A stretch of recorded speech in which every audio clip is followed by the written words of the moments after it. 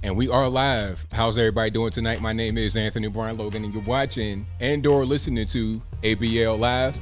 Thank y'all for joining me tonight. We got a whole lot going on all over the internets, all over social media, television, wherever you're looking at any kind of information that we got a whole lot going on. Thank y'all again for joining. You could be almost anywhere in the world, but you're right here with me live on the show.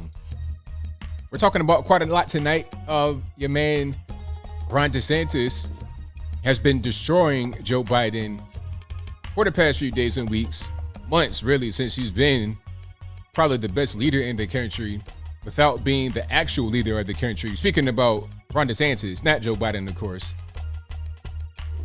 Barack Obama had an action-packed, crowded, celebrity-filled birthday bash talking about, oh, I'm going to scale it back. Well, I'll show you some pictures of this so-called scaling back, and you tell me if you scale back or not. Also, shout out to the veteran shop owner out there in Washington State. I think it's somewhere close to the coast. Not quite Seattle, probably about an hour and a half, 2 hours away from Seattle. But some of that Seattle nonsense made its way over to the far western part of Washington State. We'll talk about that. Also, Cori Bush talking about, hey, we're going to defund the police, but give me private security. How does that make any sense? You're going to defund public security, but you're going to give yourself private security, but you're going to be the kind of person that's against private property. How does that make any sense? We'll talk about all those things and more on tonight's episode of ABL Live. And I thank y'all again for joining. You could be almost anywhere, but you're right here with me, and I thank you for that. We got a whole lot going on. There's a lot to discuss tonight, and I'm glad to get into it.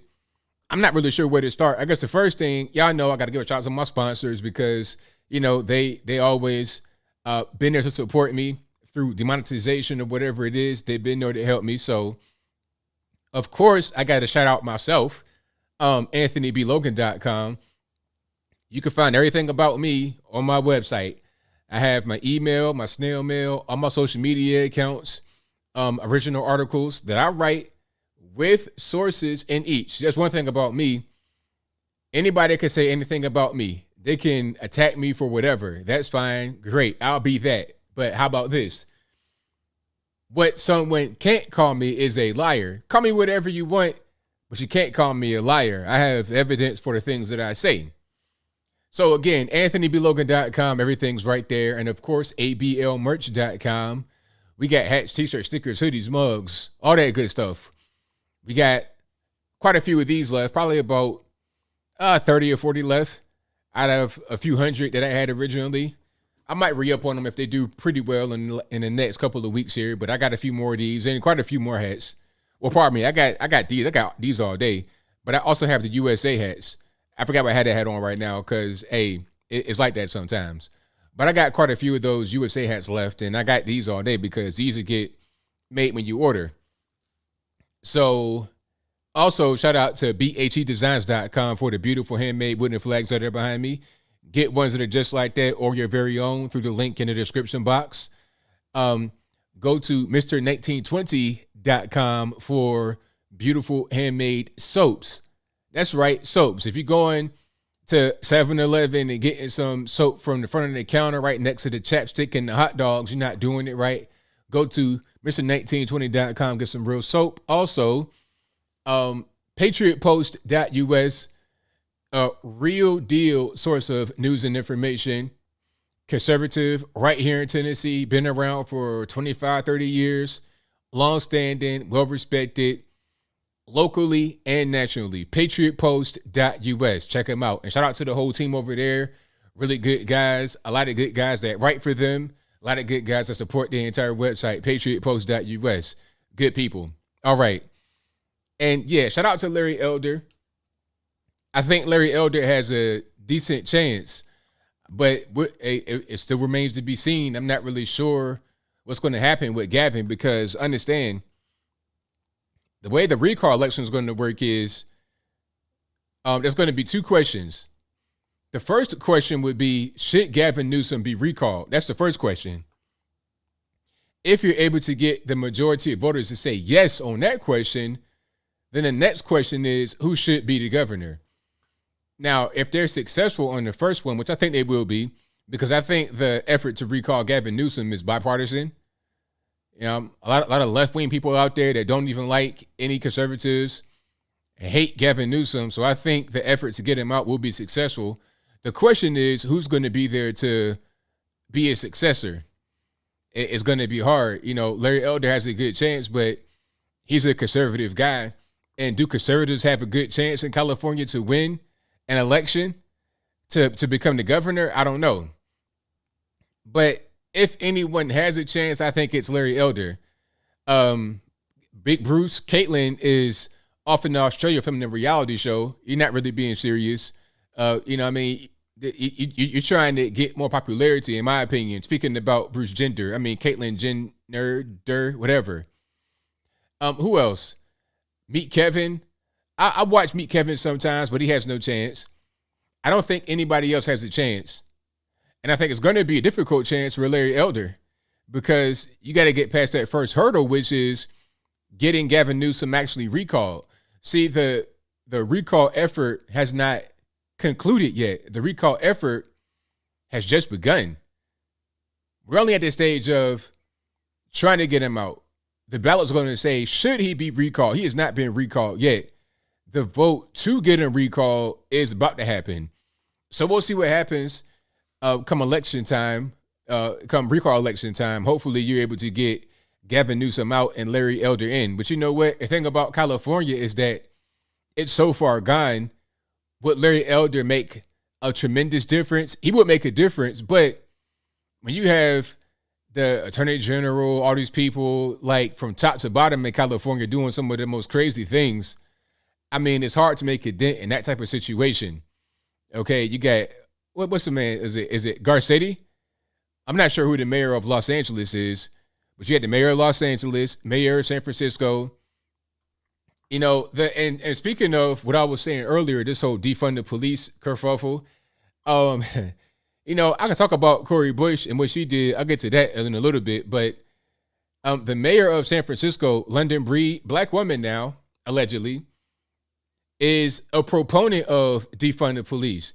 She is so much a proponent of defund the police that I saw a heroin addict prepare a needle in front of her in broad daylight on camera, and she didn't do anything. She didn't even say anything. She looked dead in his face.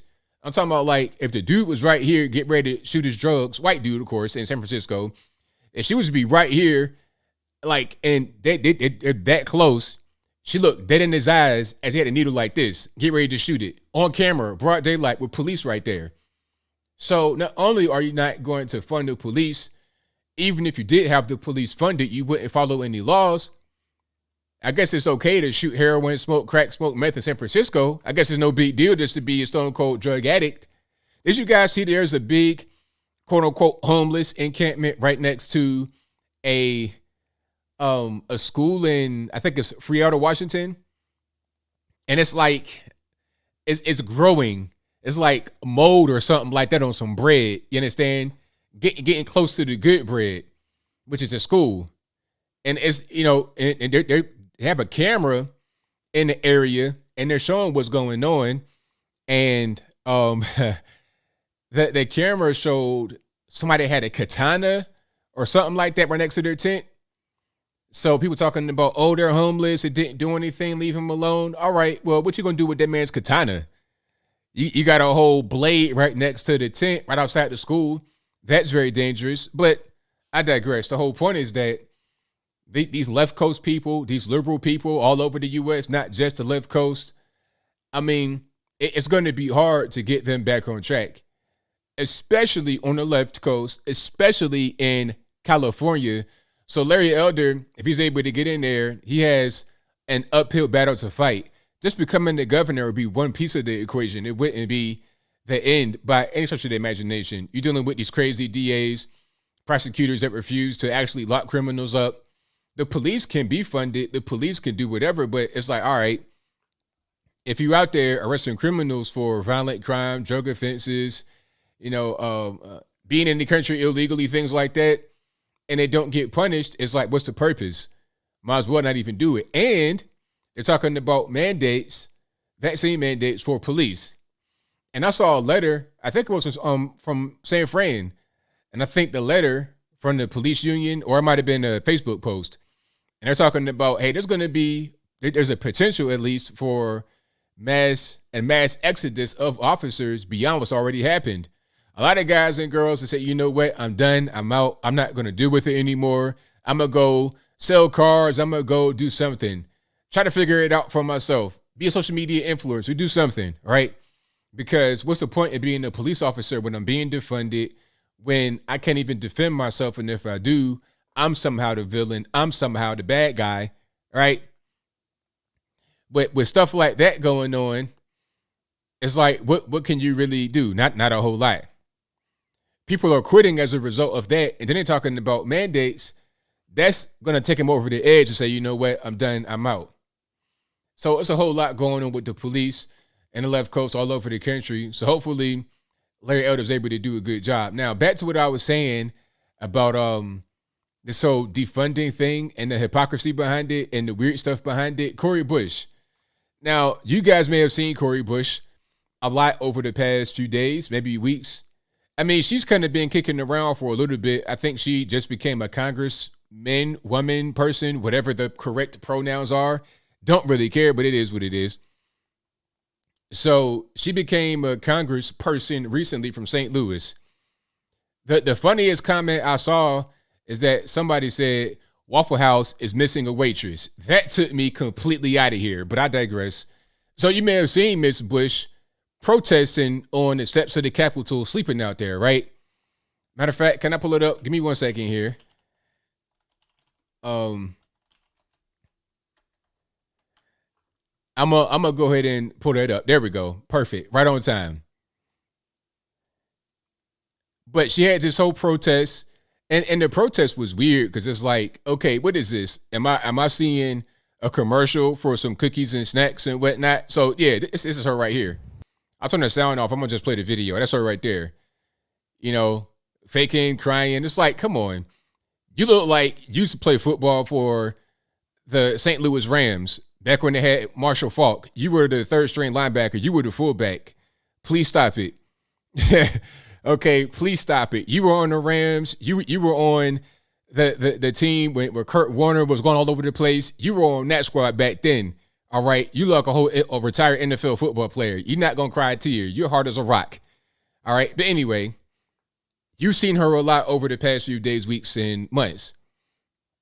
Now, she recently came out and was really animated about having private security to the tune of $70,000, while at the same time talking about she wants to defund the police. How does that make any sense? As a matter of fact, I have an extended video. I was kind of upset at myself I didn't get the full video. Let's see. I understand. Hold on. Let me see if I can find the full one. Matter of fact, hold on. Give me 1 second. I know I have that video somewhere. I'm gonna find it, but to get back to it, oh, it's over here. There we go. Let's find this. But so Cori Bush, $70,000 and wants to defund the police. Like I said before, she's part of the JV squad. Because you know the squad, that's AOC, Ilhan Omar, and the other lady, well, Ayanna Presley, and then Rashida Tlaib. That's the actual squad. Jamal Bowman and Cori Bush, that's the JV squad. That's the people that aren't really part of the big squad, but they still have the same ideas. They still want to go full communism. They still want to go full Bernie Sanders. Don't really know why, aside from the whole money thing and ignorance, but it is what it is. She's a big proponent of defunding the police. But when it comes to her, it's different. Okay, I found the video. Hold on. Let's get to it. That you spent roughly $70,000. Oh, perfect. I had a perfect seeking on a YouTube video. Perfect. Let's play it right quick. I want you guys to hear this because I played some of the video in my video I did about her But here's an extended version of that, so you can see the audacity, the unmitigated gall that she came to the table with when she was trying to defend this obvious hypocrisy.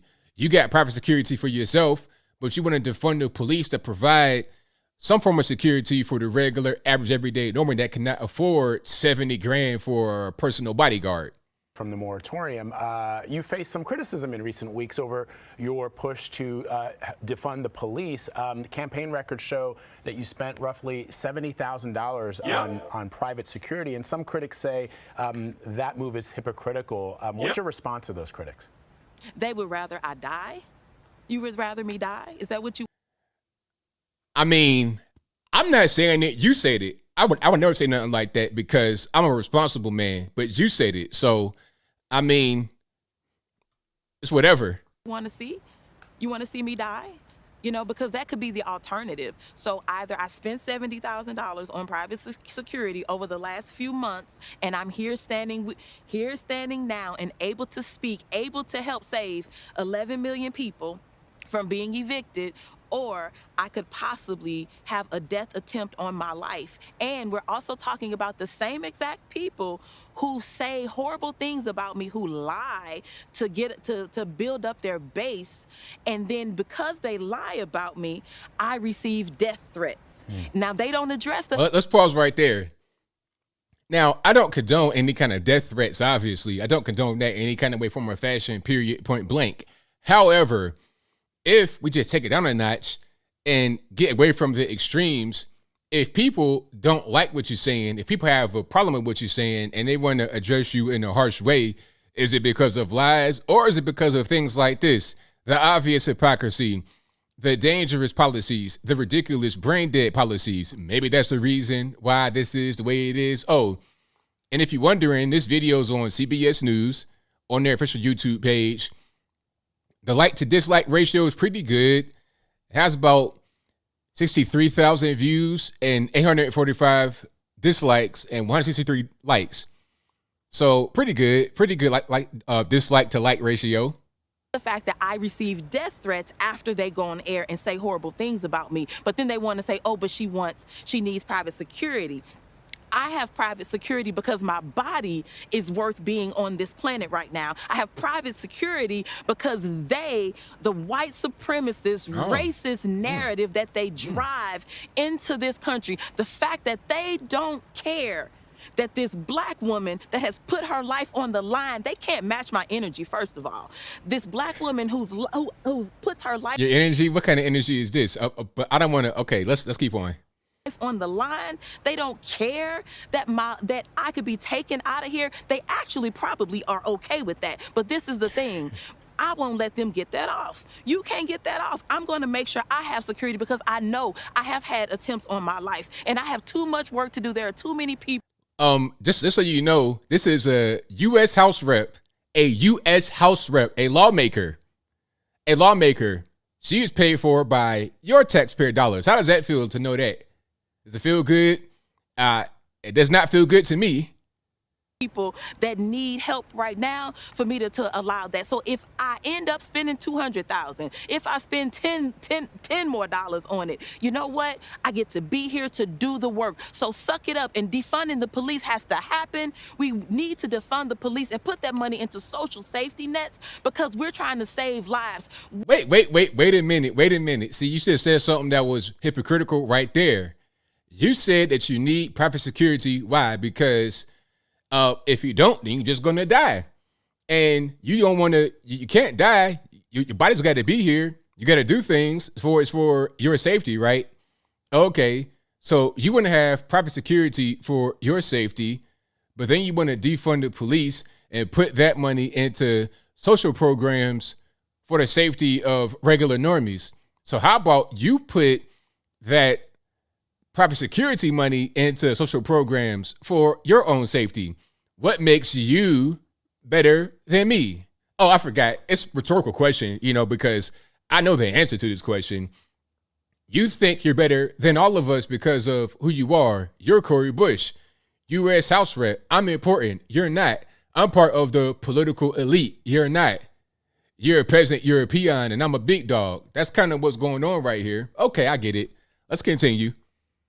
What other occupation can do work that's out of their scope and still be propped up to do work that's out of their scope? Explain that. Say it one more time for me. Can we rewind? I mean, are we going to hear anything different? I don't know, but I want you to hear it one more time because you didn't hear it. Save lives. What other occupation can do work that's out of their scope and still be propped up to do work that's out of their scope? As a nurse, I can't be the surgeon too. You don't want me being your surgeon and I'm the nurse. At what point do we pay police to be social workers? No. Well, I mean, at a certain point, do you pay social workers to go out there and fight 800-pound crackheads on PCP? They got the strength of the Incredible Hulk in real life that have no problem killing everybody in the building, including themselves. Is that what they get paid for? Or do we pay officers to go into dangerous environments every single day for next to no money? Like, let's just, understand what their assignment is. No, we don't. How do they get to be social workers? So what I'm saying is you do your job. Let the people who have gone to school with a particular skill set do theirs. Neither defunding the police and being able to have security because those same folks are causing it. It's two totally different things. And this is my last point on this. If I have actual police officers who have threatened my life, tell me about that. Tell me. Okay, so basically, the cops are bad. All cops are bad. Police are bad. I'm going to have private security. I'm going to have my own thing aside from this over here. Okay, you're going to pollute the schools with critical race theory and all kind of LGBTQ, elemental P, X, Y, and Z stuff. You'll do that for the normies, for the peasants like myself and everybody else. You'll do that for them. But for you, your kids go to private schools. Very nice. Maybe even the homeschool community. Rather than dealing with the police because they're so bad and racist, I have my own private security. See, what we're seeing right now is a class system, a caste system developing. And it's really just kind of two ways. Either you are with the political elite or you're not. And if you have money, you might be able to kind of finagle it a little bit. But for the most part, that's going to be how it is.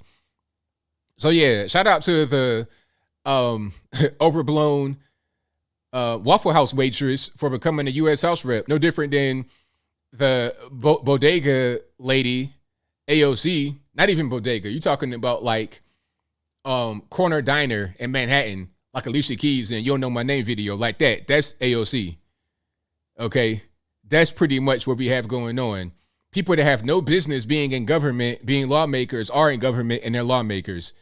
And it's not even like they're just kind of there and they do nothing. Remember when AOC stopped Amazon from coming to New York City? Billions of dollars, thousands of jobs gone. Oh, they're not paying taxes. Please stop. Stop the nonsense. This is spoken like a person who has no idea what's going on. You have two options. Either you get the money in the jobs or you don't. It's simple. The tax benefit, the tax break is irrelevant. What's most important is the money in the jobs. Not are they paying this amount of money in taxes? Because you can, in your efforts to get the tax revenue, you get no revenue. It's dumb. It's stupid thinking. Every city all over the country was competing to get those jobs. All over the country, they were competing to get those jobs. And you just ran them off like that? It was crazy. All right. Diane B says, most Waffle House waitresses are nice. Waffle House waitresses, yes.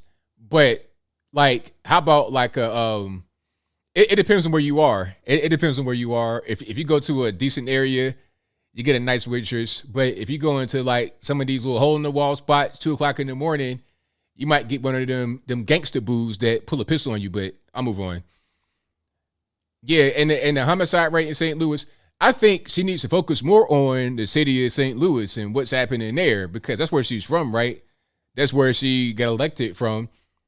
And that should be her focus rather than trying to do things like this.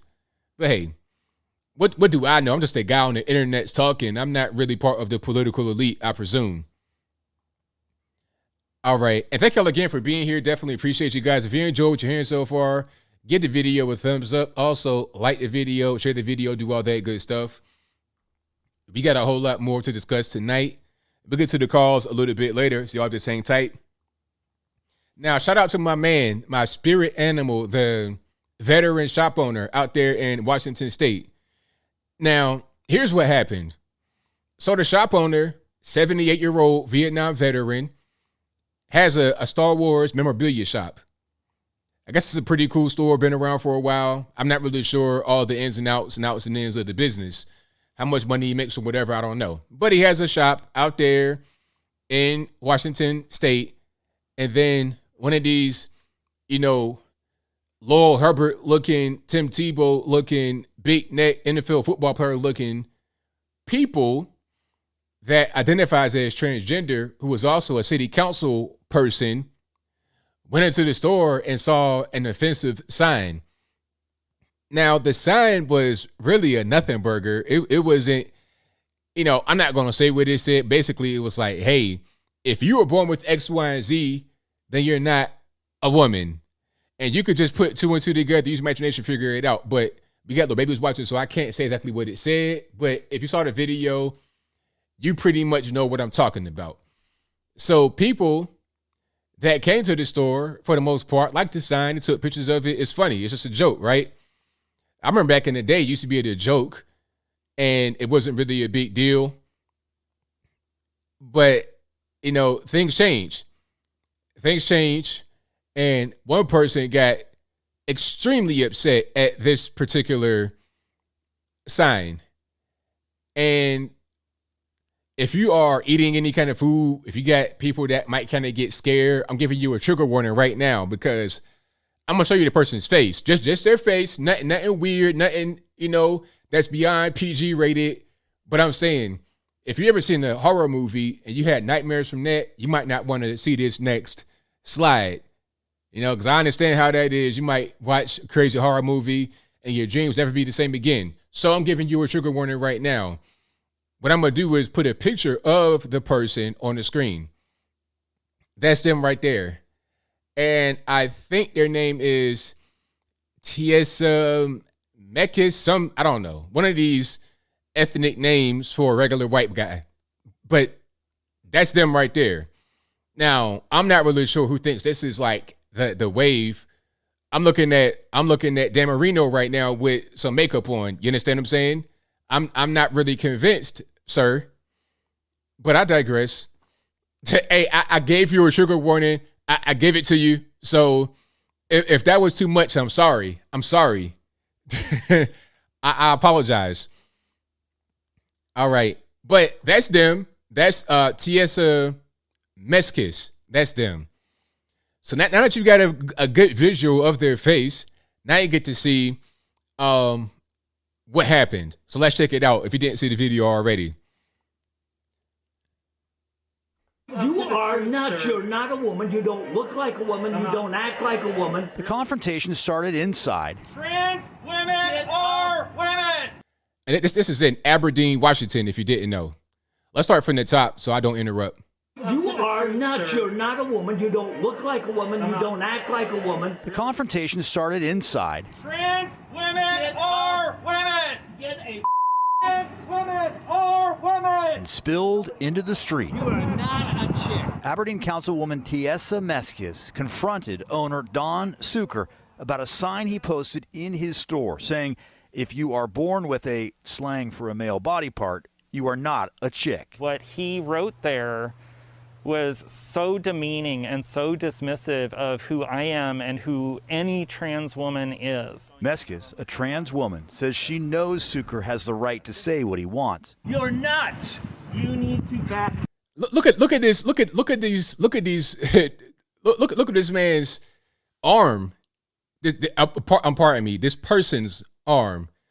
And the fist, it's like you get in the masculine traits coming out. What I see right there is a fist getting ready to form. I see the stance. It's like homie's getting flashbacks. back in them days in the country, get ready to fight some of the local boys. You understand what I'm saying? That's kind of what's happening here. After a football game, take a helmet off, that steam come out, and somebody talking crazy on the sideline, and you want to go give them a 1-2 right quick. But I'll move on. Off now. No, you do. But she wanted to tell him to his face it was hurtful. I would really like them to open their eyes and their heart and see that, you know, we are people, we are who we are, and all we want to be is accepted in our community. Now, I don't care what they do, but don't come in here and complain to me about stuff. I have free speech. Zucker says anyone who disagrees with him does not need to spend money at his store, where that sign was still visible today. And everybody's loved it. Everybody's taking pictures of it. Everybody laughs. Not everybody loved it, as we saw. Well, yeah. And some people think it's hurtful. Well, She told us that this hurt. But here's the thing. I don't give about feelings anymore. I'm 78.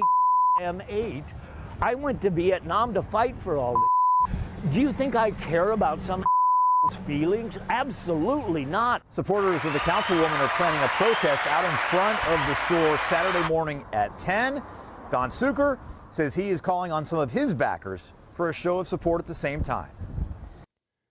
So there you have it. That whole thing right there was crazy.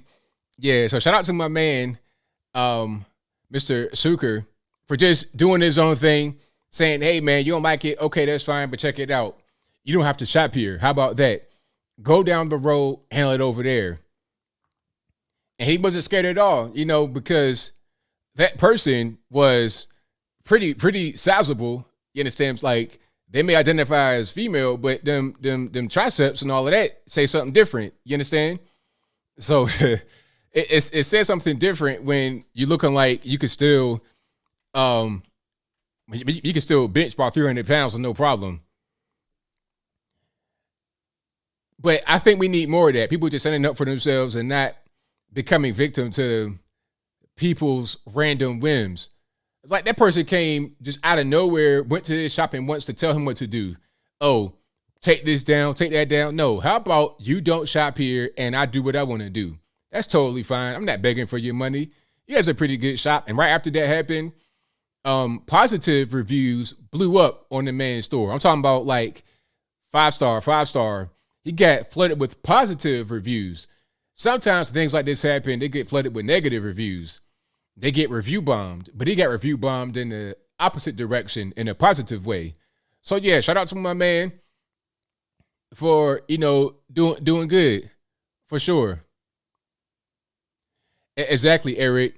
At some point, you got to stick up for what you believe in. You must stand up for yourself. And I'm glad that we have people that want to do it. My man, 78 years old, ain't scared. It's like, look, I already been to Vietnam. I done already fought, probably had friends die. No, he had friends that died out there on the field. So it's like, what are you really going to do? What can you do that has not been done? Really? Nothing. Exactly, the Pale Hammer. That's a good lesson right there. That is a good lesson for sure. And thank y'all again for being here. Definitely appreciate you guys. The Star Wars shop, I don't know the name of his shop. I don't know. I'm going to try to find it right quick. That's a good question. Let me see.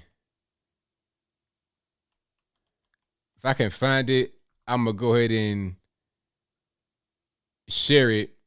I know you guys in the comments know what the name of the shop is, but I don't know. I'm going to look it up right quick. Give me a second. I'll put the name in there so you guys can give my man a little bit of assistance, help him out. Let me see. And okay, the name of the shop is Zucker and Sons Star Wars Shop. That's in Aberdeen, Washington, and that's spelled S-U-C-H-E-R. Zucker and Sons Star Wars Shop, Aberdeen, Washington. Thank y'all. Thank you, Rick James. Thank you for that. Appreciate you. Yeah, so give him a little shout out, help him out, because he deserved it. He earned it for sure. And shout out to my man, the judge out here in Tennessee. I forget his name. Hold on. His name is Gary Starnes. Now, out here in Hamilton County, my neck of the woods, a judge said that this whole eviction moratorium, it doesn't apply. And really, it wasn't even him that said it. It was the 6th District Court of Appeals that said that this whole thing is not right. Because the CDC has no authority to just say you can't evict somebody from your property. You got to make a law that says that. The Supreme Court said the same thing. The Supreme Court allowed the first eviction moratorium to expire. Like, they could have killed it a month early, but they didn't. They let it expire on July 31st. And Brett Kavanaugh wrote in his decision, because he allowed it to continue and expire, he said, if the eviction moratorium is to extend beyond July 31st, it must happen through legislation. You got to go to Congress and pass a law. You can't just have Rochelle Walensky, this super nervous looking lady from the CDC, just decree a thing and have that become the law. That's not how it works at all in any way, form, or fashion. However, she did that, or at least tried to, and now we got to try to work through it. But a judge said, no, that's not how it works. He threw it out. And that judge has said that the federal court judge, that ruling applies to Tennessee, Kentucky, Ohio, and Michigan. So if you live in one of those states and you're facing this kind of problem with, you might have tenants and not trying to leave or whatever, you have legal grounds to evict them. Now, if your local government is not doing it, now you may have a way to sue them and get paid. Local government. I'm not really sure how that works, because if a law is in your state and the government is not following that law, what is your recourse? If the law states that you must be given, like same thing for evictions. If the law says you must go through the court process to evict somebody and you don't do that, the tenant or the squatter or whoever may be able to sue the person that evicted them without going through the court process, because that's what the law says. Conversely, if the landlord has the rightful means to evict somebody and the state does not allow it, but the state must allow it, now you got a court case. You should have a court case for sure. But that whole thing is crazy. Like, how does the CDC legislate and just make stuff happen? I think Tucker Carlson said it best. He was like, well, the CDC is able to say stuff like that because we let them. They're just going to try to do things and see if anybody just objects against it. It's like testing your boundaries as a kid. You just do things. Like the Joker. I just do things. That's what they're doing right now in the federal government, throwing whatever at the wall and seeing what sticks. All kind of things that are unconstitutional, illegal, ridiculous, nonsensical, not going to work, but they don't know what they are doing. What you're seeing right now is a moronic leadership. Moronic leadership is what you're seeing right now. You are seeing moronic, clueless leadership. They don't know what to do. Chicken with the head cut off. Mandates, mask mandates 1 minute, then no mask mandates. Then it's okay, get the vaccine if you want to, it's okay. Take the mask off. Okay, but now people don't have the vaccine enough. Put your mask back on. Oh, too much of the vaccine out there, put the mask back on because you can still pass it with the vaccine. And it might be worse. Stupid stuff. Throwing whatever they can at the wall and seeing what sticks. But shout out to the judge out there in Hamilton County. And by the way, the judge that said that thing about the court striking down the eviction moratorium, therefore it does not apply here in Tennessee, and it does not apply where he lives in Hamilton County because that's where he is a judge at. When he said that, there were a bunch of families in court for this very same thing, for the eviction moratorium.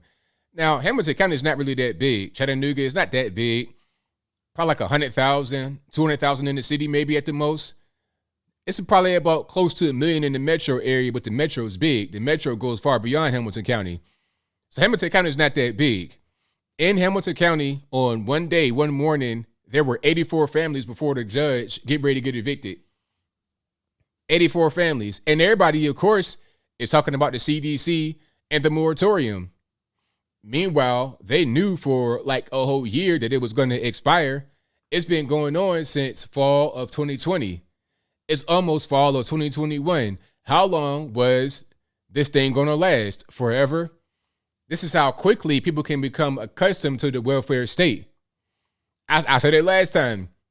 You got all these fights on the airplane because these people have never been anywhere before.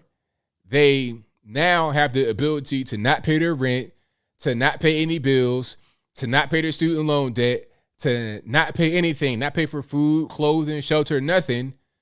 But they got all this extra money from the federales in the form of state unemployment, federal unemployment, stimulus checks, earned income tax credit, child tax credit, thousands upon thousands upon thousands of dollars with no responsibilities that they would normally have.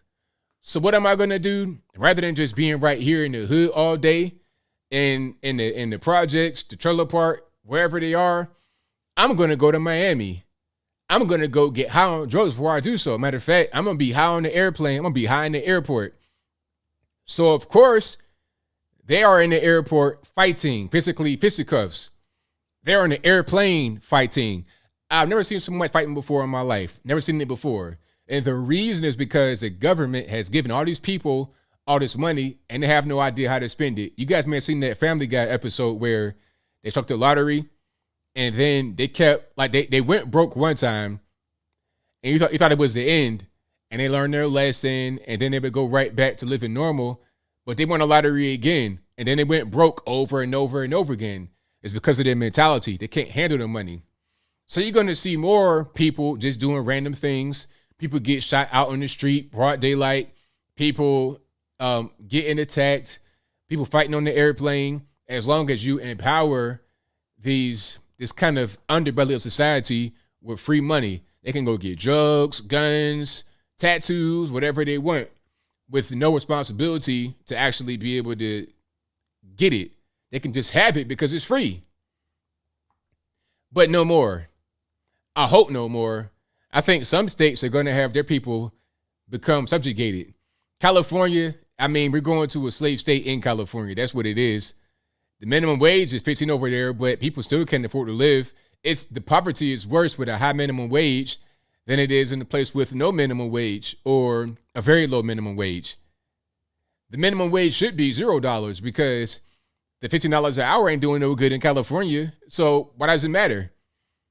At a certain point, $7.25 was okay. It went to $15. All it did was just create inflation. Now it costs more to live. So if you have no job, good luck trying to be able to afford anything. Things are now much more than what they were before. The minimum wage went up. People, they talk about things like raising the minimum wage and all these government programs, and they don't have any kind of sense of forward thinking. They think just for right now. How do I feel right now? How do things look right now? I'll base my entire philosophy on how things are going right now, and I refuse to look toward the future. That's what's happening right now, in my humble opinion, at least. Yeah, is a mask thing going on? So is there a mask mandate right now in California or at least Los Angeles? Because I'm hearing things. I'm hearing they got masks back. They have vaccine mandates all over the place. And shout out to Joe Rogan for just asking simple questions about this whole thing. I have some audio I could play. If I play the video, they might try to strike me on the YouTubes. But Joe Rogan just asked some basic, simple questions.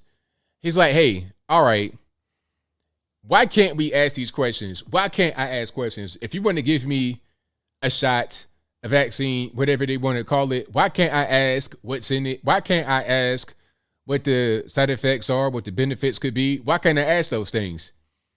So what are they doing in California? Is it back to the mask? I think lockdowns may be coming soon. That might be the next thing. Jane Doe says LA not everywhere. Okay. Mask mandate. All counties in California going back to mask mandates. That's crazy. Mask forever. It's the dumbest thing in the world because we know that it doesn't work or it's not as effective. Anthony Fauci said it from the beginning. Fauci was some kind of way honest at the beginning, and at some point he became very partisan. I'm not sure if he was always partisan like that, but I know that there was a visible difference in what he was saying from the beginning toward Then what he said after a few weeks of the scandemic, everything changed. First it was, you don't need to wear a mask. It might block a droplet or two. First it was that. Then it became, oh, you must wear a mask because it helps. Matter of fact, wear 2 masks. That's what it became later. So I'm like, all right, well, what's up with the change? If science changed, then that means that I can't trust the science because it can change. Why can't I ask questions about the mask from the beginning? If I'm to be told that the science changed and things aren't always the same when you're talking about information, evidence, okay, cool. So that means whatever I'm being told right now, as far as the information, the science, the quote unquote evidence, that means that whatever I'm hearing right now from mainstream media, from so-called scientists, can't change at any point in time. If that's the case, then why can't I ask questions about it? Because maybe what they're saying is not right. Just like what Anthony Fauci said from the beginning, is not right in his own mind. He said something that he doesn't believe in. So why can't I question him at the beginning? And why can't I question what he's saying right now? I think what he said at the beginning was true or it was false. And the same thing for what's being said right now. Why can't I question it? And here's Joe Rogan. I would play the video, but they're going to strike me. I'll play some of the audio. This is from one of his recent podcasts. And I know Spotify employees are triggered to the max. You done got your fresh blue hair with your pink tips, your gender pronouns on your bio. You got your gender pronouns tattooed right here in between your eyes.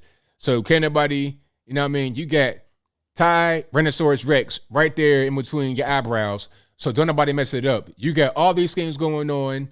You're trying to go out there and make an impact.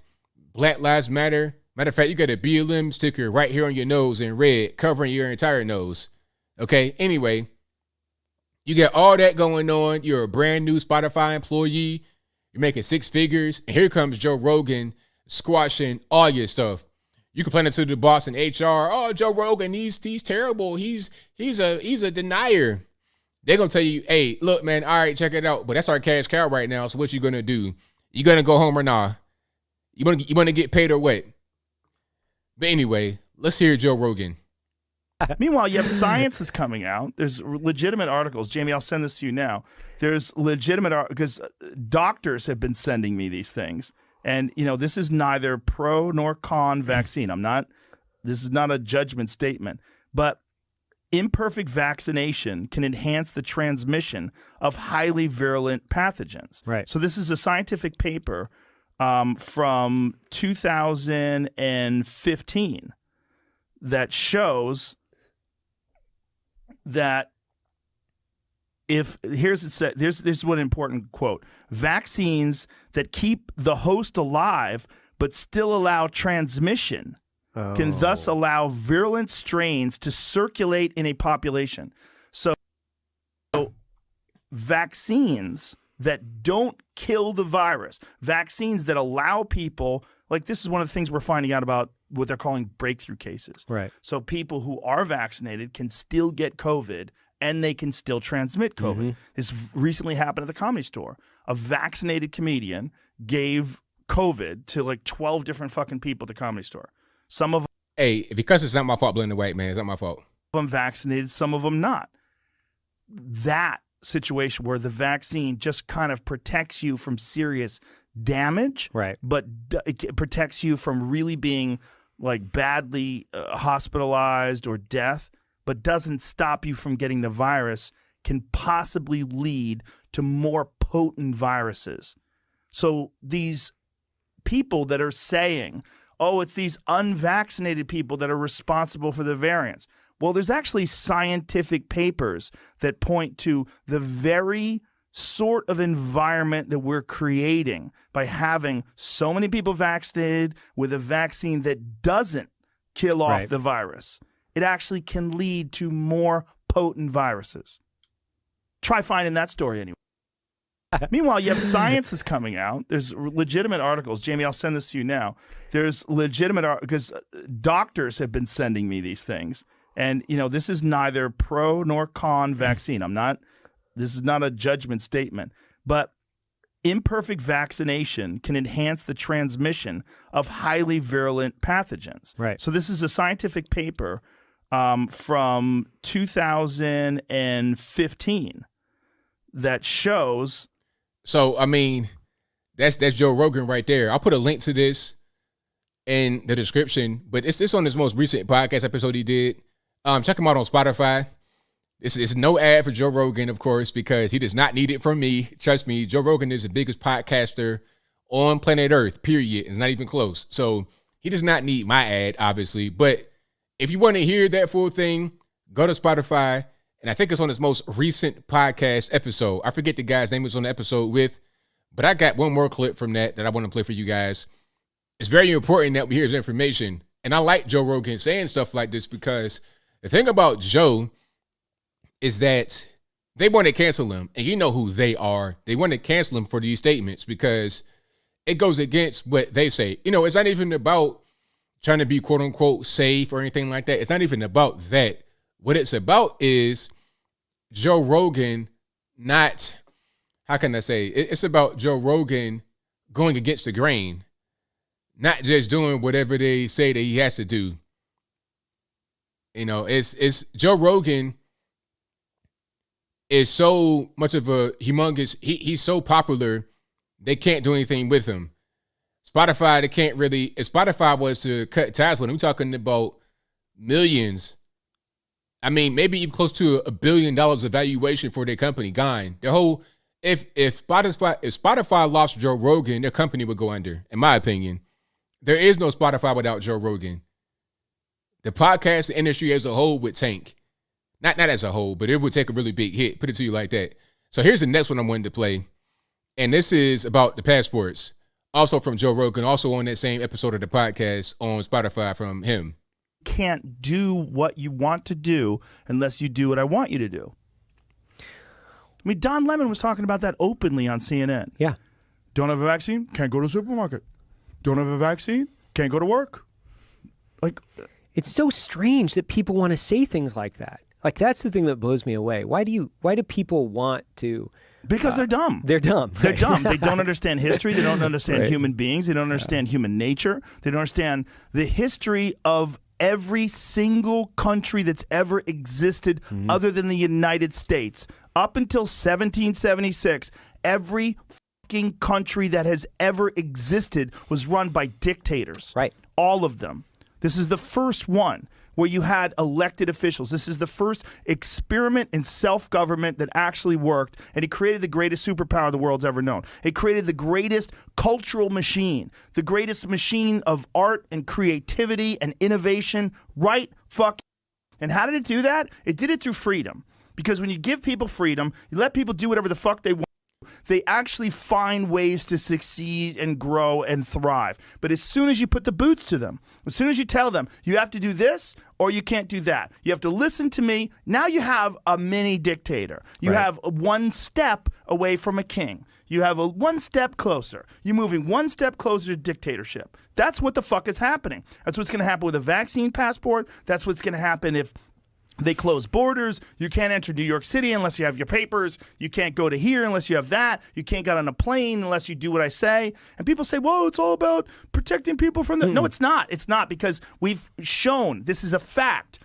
Just a couple of months ago, the idea of a breakthrough case was unheard of. Nobody heard of anybody catching COVID that had a vaccine, right? That was the whole idea. You get a vaccine, you don't have to worry about it. Now we know not only do you get it, but you can spread it. And some people have died. Apparently, it's a small number. I don't know what the numbers are, but I know that most people who get vaccinated, when they do have the disease, they have a better time of it than the people who are unvaccinated. But where are the people out there calling for people to get healthy? Exactly. So shout out to Joe Rogan again. Here's a link to that one right there. I'm put it in the box. I think Trump Jr. had retweeted that. But again, the most recent episode on Spotify should have the whole thing in full context there. And here is the other one that I played a little while ago from Ezra Levant on Twitter. So these two clips, one of them came from Trump Jr., the other one came from Ezra Levant from Rebel Media. I mean, could say I'm the better myself. It's right on point. 100% on point. But for some reason, that's like, you can't say that. That's controversial to say. That's improper to say. I don't understand. But I know I do understand, because us normies can't really do that. And speaking of normies being able to do certain things and the elites doing other things, as I was referring to earlier, as I alluded to earlier, Barack Obama had a nice birthday bash, quote unquote, scaled back. I have pictures. I have a handful of pictures, not very many, but a handful. Now, let's go to Exhibit A. This is going to be, let me put it on the screen. This is going to be Mr. Obama at his little shindig. Everybody's pretty much elbow to elbow. You can see right here in the center of the screen in the red circle, that's Mr. Barack Obama.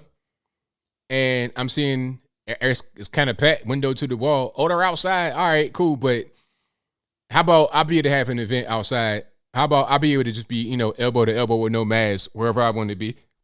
Pardon me, wherever I want to be. Super spreader event or no? They just had Lollapalooza in Chicago, and then they want to have, like the next day, they want to have mandates on masks and stuff like that. It's like, you're not being serious. Did the virus take a break for a day for Lollapalooza to happen with thousands upon thousands upon thousands of people, no mask and nothing? Or they had to have the vaccine, please. Are you going to have doctors at the very beginning of at the line of Lollapalooza to enforce that? All you got to do is say, yeah, I got it. You got the shot? Yeah, all right, go in.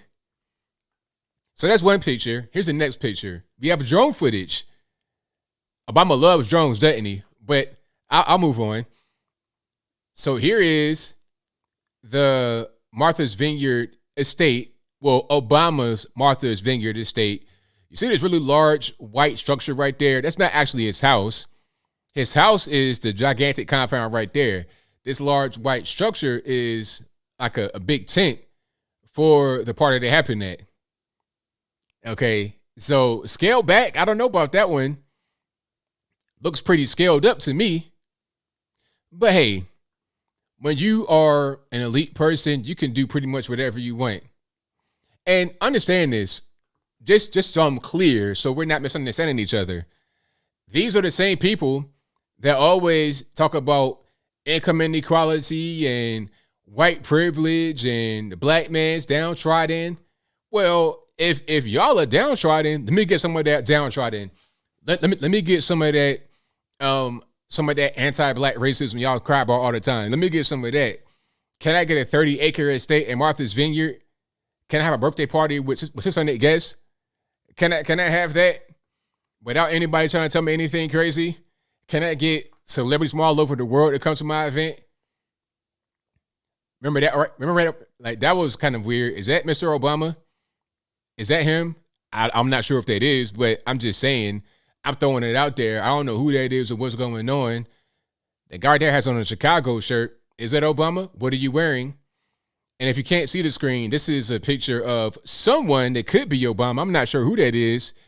In some kind of glittery shawl with a horn and a crown tiara with a mask in front of it. Kind of weird. But yeah, when you are a political elite, you can do whatever you want to do and it's fine. I saw that Liz Cheney, who is obviously Dick Cheney's daughter, said that Dick Cheney would be disappointed with the direction of the Republican Party right now, post-Trump and post-January 6th, all this, that, and the third. Well, I tell you what, if Dick Cheney's daughter says her dad is not like the direction of the party, that's probably a good thing. Hey, going back to the political elite doing whatever they want to do, Dick Cheney shot somebody in the head, and he said it was an accident, didn't mean to do it. But the craziest part about that is that the guy that got shot, the victim, got on TV and apologized to Dick Cheney. Oh, I'm sorry for the inconvenience. Why are you apologizing? You the one that got shot in your head. Now, granted, he didn't get seriously injured. I think it was like birdshot or something like that. But he did get shot in his head. Now, I don't know if it was on purpose. He said it was an accident. How do you shoot a person in their head on accident? Huh? People generally shoot center mass if they want to hit somebody to avoid missing.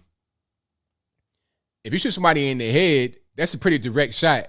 How is it an accident? How do you just all of a sudden just play with your gun? Boom, somebody shot in their head. And then the guy apologized to Dick Cheney on TV. So if that guy is saying that we're going too far, we're not going in the right direction, we're going in the right direction, sir. Mr. Drone Strike, killing American citizens, bombing countries for no reason, WMDs, all this, that, and the third. That's you, right? So I'm not trying to hear a word, Mr. Warmonger. Dick Cheney, like the days of the Dick Cheney, George W., they're coming to an end. Now, what we don't want to do is have it become a one-party thing, because now they're taking the mask off. Now it's like, look, this is who I am. I'm not trying to play these games about left, right, or whatever. Now, I'll be on the same team. Left, right does exist when you're talking about politics beyond Washington, D.C. But once you go to D.C., the swamp element kind of creates one pot where everybody's cooked up in it, and it can be hard to escape it. It's like a gumbo dish. Once you leave D.C., things are different. But when we're talking about the federal government, the federales, we don't want to go down this one world or, just everything be federal and that's it.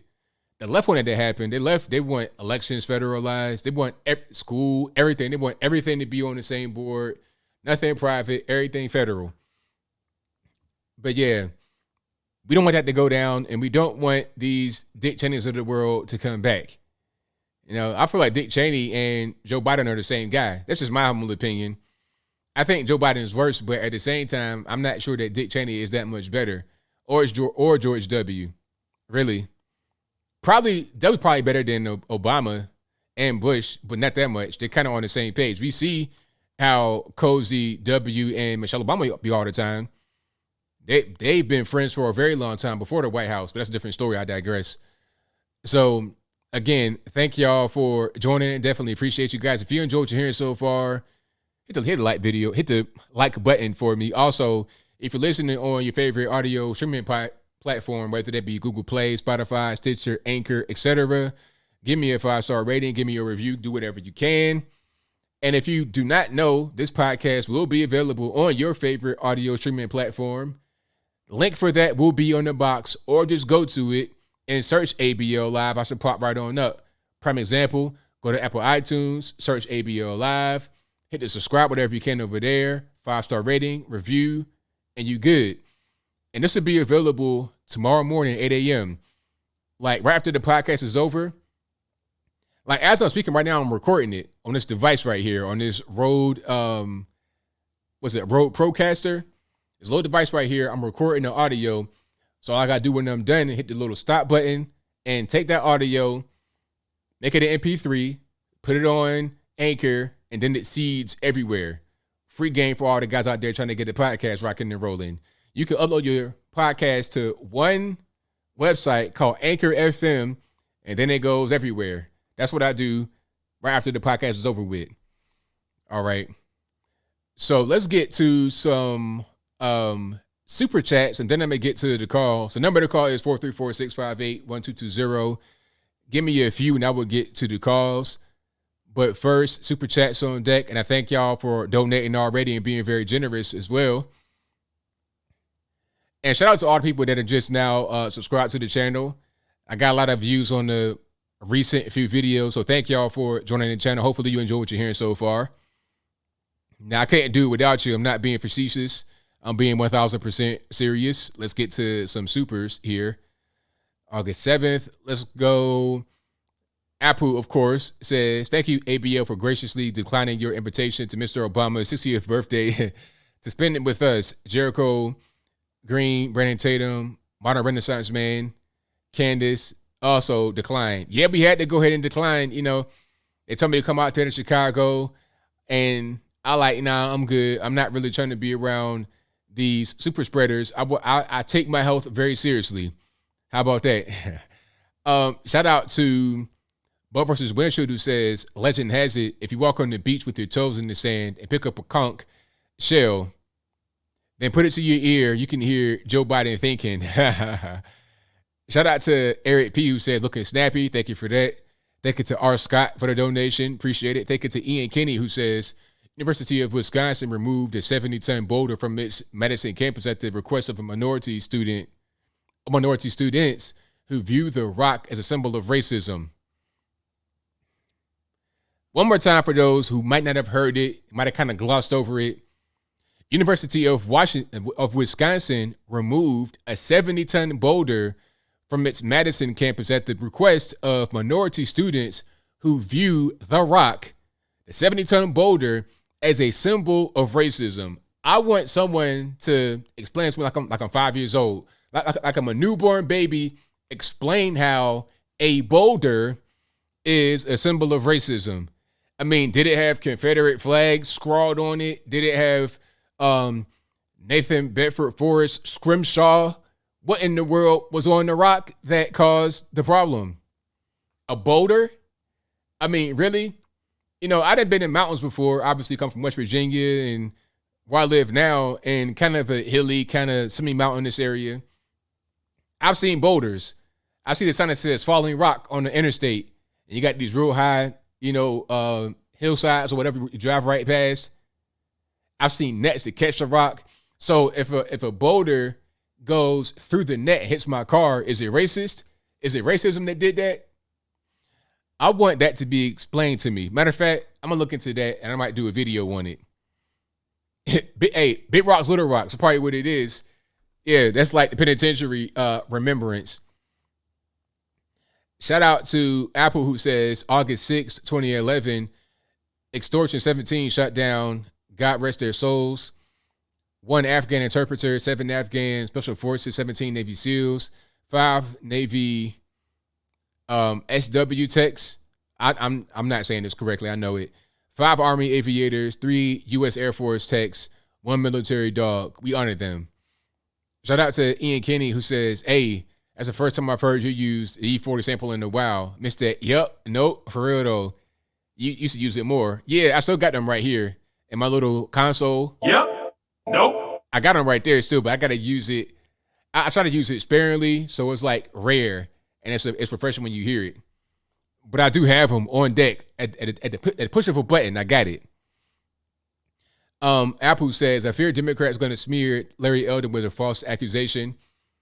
Yeah, but good luck with that, because he has so many supporters and people that know him for the past 20, 30 years. Good luck. It ain't going to happen. I've met Larry Elder. He's a super smart guy, really on point, really sharp. It's just not going to happen. You know, he's not one of the dudes just out here just doing whatever. Thank you to Apple, who says prayers for Larry Elder, encouraging strength. Also, God bless January 6th, mega patriots unfairly jailed before trial. Also, fries or onion rings and nachos. Fries. Favorite hot dog toppings, mustard, relish, ketchup. That's normie stuff. In West Virginia, we got hot dogs where it's a delicacy. That's like ketchup and all that. That's like cookout. If you hungry and you want to eat, you'll eat. But try having a pizza dog. Get a pizza dog on one of them square buns. Or a chili dog. Get a chili dog or a pizza dog in West Virginia, and it'll change your whole life. Go down Charleston and, hey, thank me later. Get a chili dog or a pizza dog. When I was a little boy, I used to always get that. We used to go down, we go into town, as they call it. When I be out there for the summertime, stay with my grandma and them, we go to town, get one of them hot dogs or a 10 of them that's the wave. Ketchup, relish, that's normie stuff. I don't even really, I'm too bougie, as the cool kids say, for that. But anyway, thank you to Mary Alice for your donation. Thank you to A. Ratpour for the Superman emoji. Apple also says, did you see Shapiro, Malcolm Nance kerfuffle? Yeah, I saw some of that, but Malcolm Nance is another one of these guys that wants to push this whole January 6th thing like it's the worst thing in the world. It's so corny. When I heard him say that, I kind of tuned out, so I didn't even pay him no mind. I ain't paying no mind at all. Let me see. Thank you to Laura Catherine for your emoji donation. I appreciate you. Thank you to Laura Diamond Wise, who says, thank you, ABL, for offering up a plate of common sense amongst the insanity. Well, hey, I thank you for being here. Couldn't do it without you. Thank you to Curtis Reynolds, who says, hey, ABL, love your content, your analysis are right on point. Hey, I appreciate it. Thank you for your very kind donation. I couldn't do it without y'all. And I don't mean to be cliche, but I'm serious. Thank you to Noel, who says, ABL, that transformer was kind of swole. We might have to get the strap. Hey, stop. Thank you for that. Butt versus Windshield says, tyranny wins when good men do nothing. The old dudes should replace the X, Y, and Z entity on the city council. Correct. Slammy Brandon says Antifa called their protest, canceled their protest, pardon me, because patriots were coming out in swarms to protect the shop. Scared little B words. There you go. Laura Catherine says a government that will break the law in an emergency will create emergencies in order to break the law. Exactly. Facts. Thank you to Texas NCRC, pardon me, Noob, who says, keep up the good work, man, from Houston, Texas. Thank you for that. Thank you to Byron8899, who says, Alabama Association of Realtors filed a suit against Biden administration for violation of Third Amendment regarding CDC eviction ban. Thoughts about this? Well, I mean, right away, the CDC has no authority. The CDC is not, they can't make laws. They're not a court. They're not a lawmaker. They can't do that. You got to go through Congress. So they're not lawmakers. They can't just say things and do things. And it's already been ruled on. The Supreme Court ruled on it. Federal judges have ruled on it. It's already decided. I think people that follow it are just choosing to follow it. And at that point, it's not even about the federalists. It's about the states doing things that they can't be doing, that they shouldn't be doing. Thank you to Simon Brandon, who says, I was homeless for 13 months, not due to drugs, alcohol, due to an injury and not being able to work. I can't stand lazy people. I got back on the wagon I fell off of. Evict them. Let them suffer the consequences. Life lessons. Exactly. Right on, man. And people talking about how they've been struggling and things have been hard. Fresh hair, fresh nails. I mean, they got all that stuff. It's like you got to prioritize. If you're getting all this money for free, thousands upon thousands of dollars, why are you homeless? You're prioritizing other things that don't matter rather than your own ability to maintain housing. I understand the whole thing about the scandemic, but come on, you got plenty of money from the government. It's like, what are you doing with it? You wasting it. Thank you to Ken Jeeper, who says, Elder in a recent interview agreed that Biden won the election and also man has to do something to do with climate change. You're So Cool 23 says, lockdowns again so they could play the mail-in ballot game again. Watch. Razor Sharp Thoughtfulness says, far leftists seek absolute control over the opposition to force their radical hopes and ideals onto people, not politicians or lawmakers. Without consent, they generally don't want compromise. Oh, yeah. There's no compromise there. I remember when when Ted Cruz agreed with what AOC said on Twitter. This is a while back. I forgot what the exact thing was, but they agreed on that. And he sent it to Olive Branch, like, hey, we agree on that, right on. And she's like, not so fast. You try to have me killed. You see, you're trying to reach across the aisle and be bipartisan, but those that are trying to do these things don't want to be bipartisan. They don't want to reach across the aisle. They want to do what they want to do, regardless of what you want to do. And it's simple as that. And we got to be able to understand that and understand how to go forward. Thank you to James, who says, we need term limits for Congress, # no more dictators. Thank you to Eric P, who says, us normies have been lied to from first blink. 1,000% correct. Thank you to Datslav at Man Carey, who says, # keep fighting. 1,000%. Thank you to C8, who says, man in California arrested because someone in his player group reported him for attending January 6th. SWAT at his door in Huntington Beach. That's crazy. And the thing is, I mean, there's so much there. I want to unpack that right quick before we get to the calls. Prayer group. So you can't trust your people that are your brothers and sisters in faith. You guys are Christian. You're going to do that to your brother. And the thing is, okay, you were there. Did you do anything? Like, I know guys that were there just outside. I mean, you got tourists or something that were there. It just happened to be outside. Doesn't mean that they were involved in any kind of insurrection. No, it doesn't. And I knew that would happen right when it happened. I knew people would be getting told on and lied on and having SWAT come to the door. Right when the whole thing happened, I said, I was not there, which I wasn't. And if anybody says that I was, they are a liar. I wasn't there. I didn't see the point in going personally. I was at the crib. And I told you about my cousin. my own cousin called me. And at the time, I'm not sure I really understood what was going on, but I kind of did. Now I'm going to tell this story real quick, and then I'm going to move on to the next super chat. So my cousin, like my dad age, right? They kind of grew up together. They're like early 60s, late 50s or whatever. So anyway, he calls me and he's saying, hey, when were you in D.C. last? And for context, he lives in D.C. or like right there, Capitol Heights. So when I would go see my uncle and my aunt when they were still living, they lived right there in Southeast, right by Simple City, Bending Road, Bending Terrace, whatever you want to call that, right there, like right down the street from that. So whenever I would go to D.C., I would see my aunt and my uncle and their kids, which is my cousin, who's like my dad's age. So it's like my great aunt and my great uncle. But anyway, I digress. So he calls me and is like, hey, when you been in D.C. last? I was like, October. He's like, oh, yeah? Have you been to anywhere near D.C.? You've not been to like D.C. anytime since then? I'm like, nah. He's like, oh, okay. And then he kind of changed the subject. But at the time, I'm not really picking up what he's trying to do. But what he was trying to ask me was I at January 6th? I know my cousin, he's a super Trump hater, super leftist. I know him. He was trying to tell on me because I was doing something I shouldn't have been doing, which I wasn't. I wasn't there. I was in D.C. in October of 2020 and not anytime beyond then. I've not been back to D.C. since. I wouldn't mind going, but at the same time, it's like if things are shut down and you got crime going on, why do I want to go? I ain't trying to put on the bulletproof vest to go on a vacation, but I digress. So don't be surprised if your own mama will tell on you. We seen that a lot. People's kids telling on them, their own mama telling on them, just for being there, not even inside, outside at the rally like a normal person. They're getting told on and having the federal rallies come to their door. It's crazy.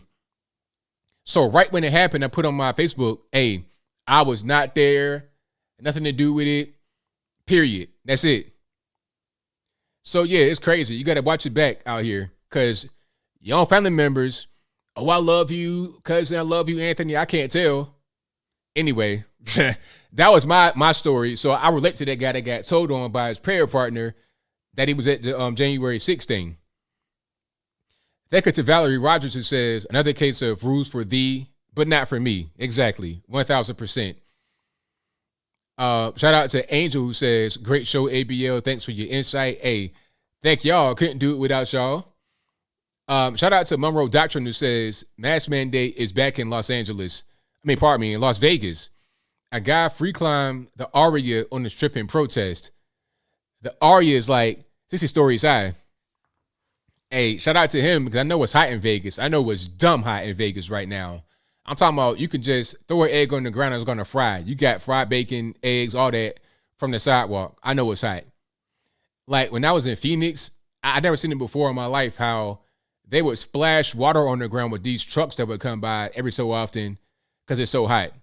Just water, just on the asphalt, on the sidewalk because it's so hot. They got, when you go in the restaurants, they got these little misters. Like you playing football and they got the things on the side that will mist you. They had those in the front of restaurants because it's so hot. So if you scale in the building, probably got reflective stuff on it. It's dumb hot. You might mess your hands off trying to do something like that. But I'll move on. All right. And thank y'all again for joining. Let's get to the calls. The number to call is 434-658-1220. Again, 434-658-1220. 120 degrees plus, 113 today, Arizona. See, I can't do that. I like warm temperatures, but when you're talking about 113 degrees, zero humidity at the same time, that's an oven. I'm not trying to get baked out here. I'm trying to enjoy the sun, not become victim to it. I don't want to become like a baked dessert in the oven. I'm just not trying to do that. I'm a human being, but I'll move on. 434, there it is right there. 434-658-1220. Let's get to it. If Skype does not work, don't blame me, blame the white man. You already know what it is.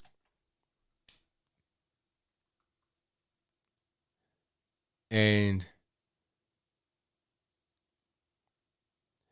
hold on. David 1 says 110 in Arizona is easier to deal with 80 degrees in Florida. I disagree. I like humidity. Well, pardon me. I like humidity more than dry heat. All right, Tariq, what's going on? Hey, what's going on, man? I just want to hit up Cori Bush, man, because you got to understand, bro. This is a congresswoman. Like, what are you doing protesting? You know what I'm saying?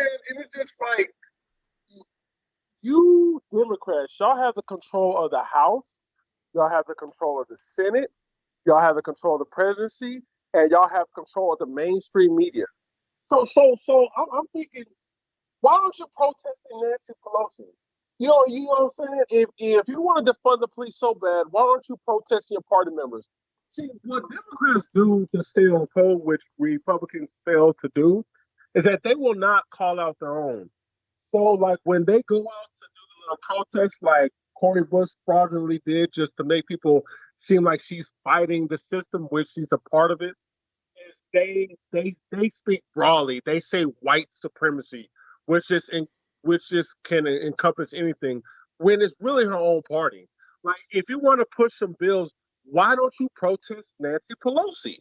Like, seriously. And then, the whole white supremacy argument, man, when I see these black liberals talk like that, and then they start bringing up their gender, it's crazy, because to me, they look like they are shields for white liberal supremacy, in my opinion, because the reason why she keeps bringing up her being a black woman and blah, blah, blah, and all this nonsense is because she can actually push white liberal policies as a black woman. And then when she gets criticized, they can just easily say, oh, well, you just don't like black people. Or oh, well, you're just sexist. Like I said, to me, she's like one of them house Negroes. She will sit there and snitch on the field Negro who's running away from the plantation. She'll just go tell that white liberal who's been so nice to her, and then the white liberal was going to catch that slave and beat him. That's exactly what Cori Bush is, and they try to talk in that little, that little dialect, like, that little freedom fighter dialect, like, oh, yeah, I'm fighting out here, and yeah, oh, yes, I'm protesting. And like I said, bro, all that's designed to do is just get the black person, the normie black person riled up and say, oh, yeah, she's so getting that white man. That's all that nonsense is for, bro. But for intelligent people, we understand it, bro. And the thing is, Cori Bush is not going to be called out on this. No one is going to call her out on this. None of the black media. I mean, it's almost that black people. And the reason I focus on black people is because we seem to sadly be the backbone for the Democrat Party, but they complain about the things that they push. It's very bizarre. But yeah, it just seems like people like Cori Bush, they're just designed just to keep black people emotional, and then just be a shield for that nonsense. And yeah, man, the thing about the COVID thing, man, and I'm agreeing with Joe Rogan and you with this, is it's just odd the way that you can't question it. And then the way that it's pushed, especially on black people, bro, like, did you see that ad where I think it was a drug dealer? Oh, yeah, I saw that. That was crazy. Bro, I'm like, do people see how we are viewed in this country? Like, seriously.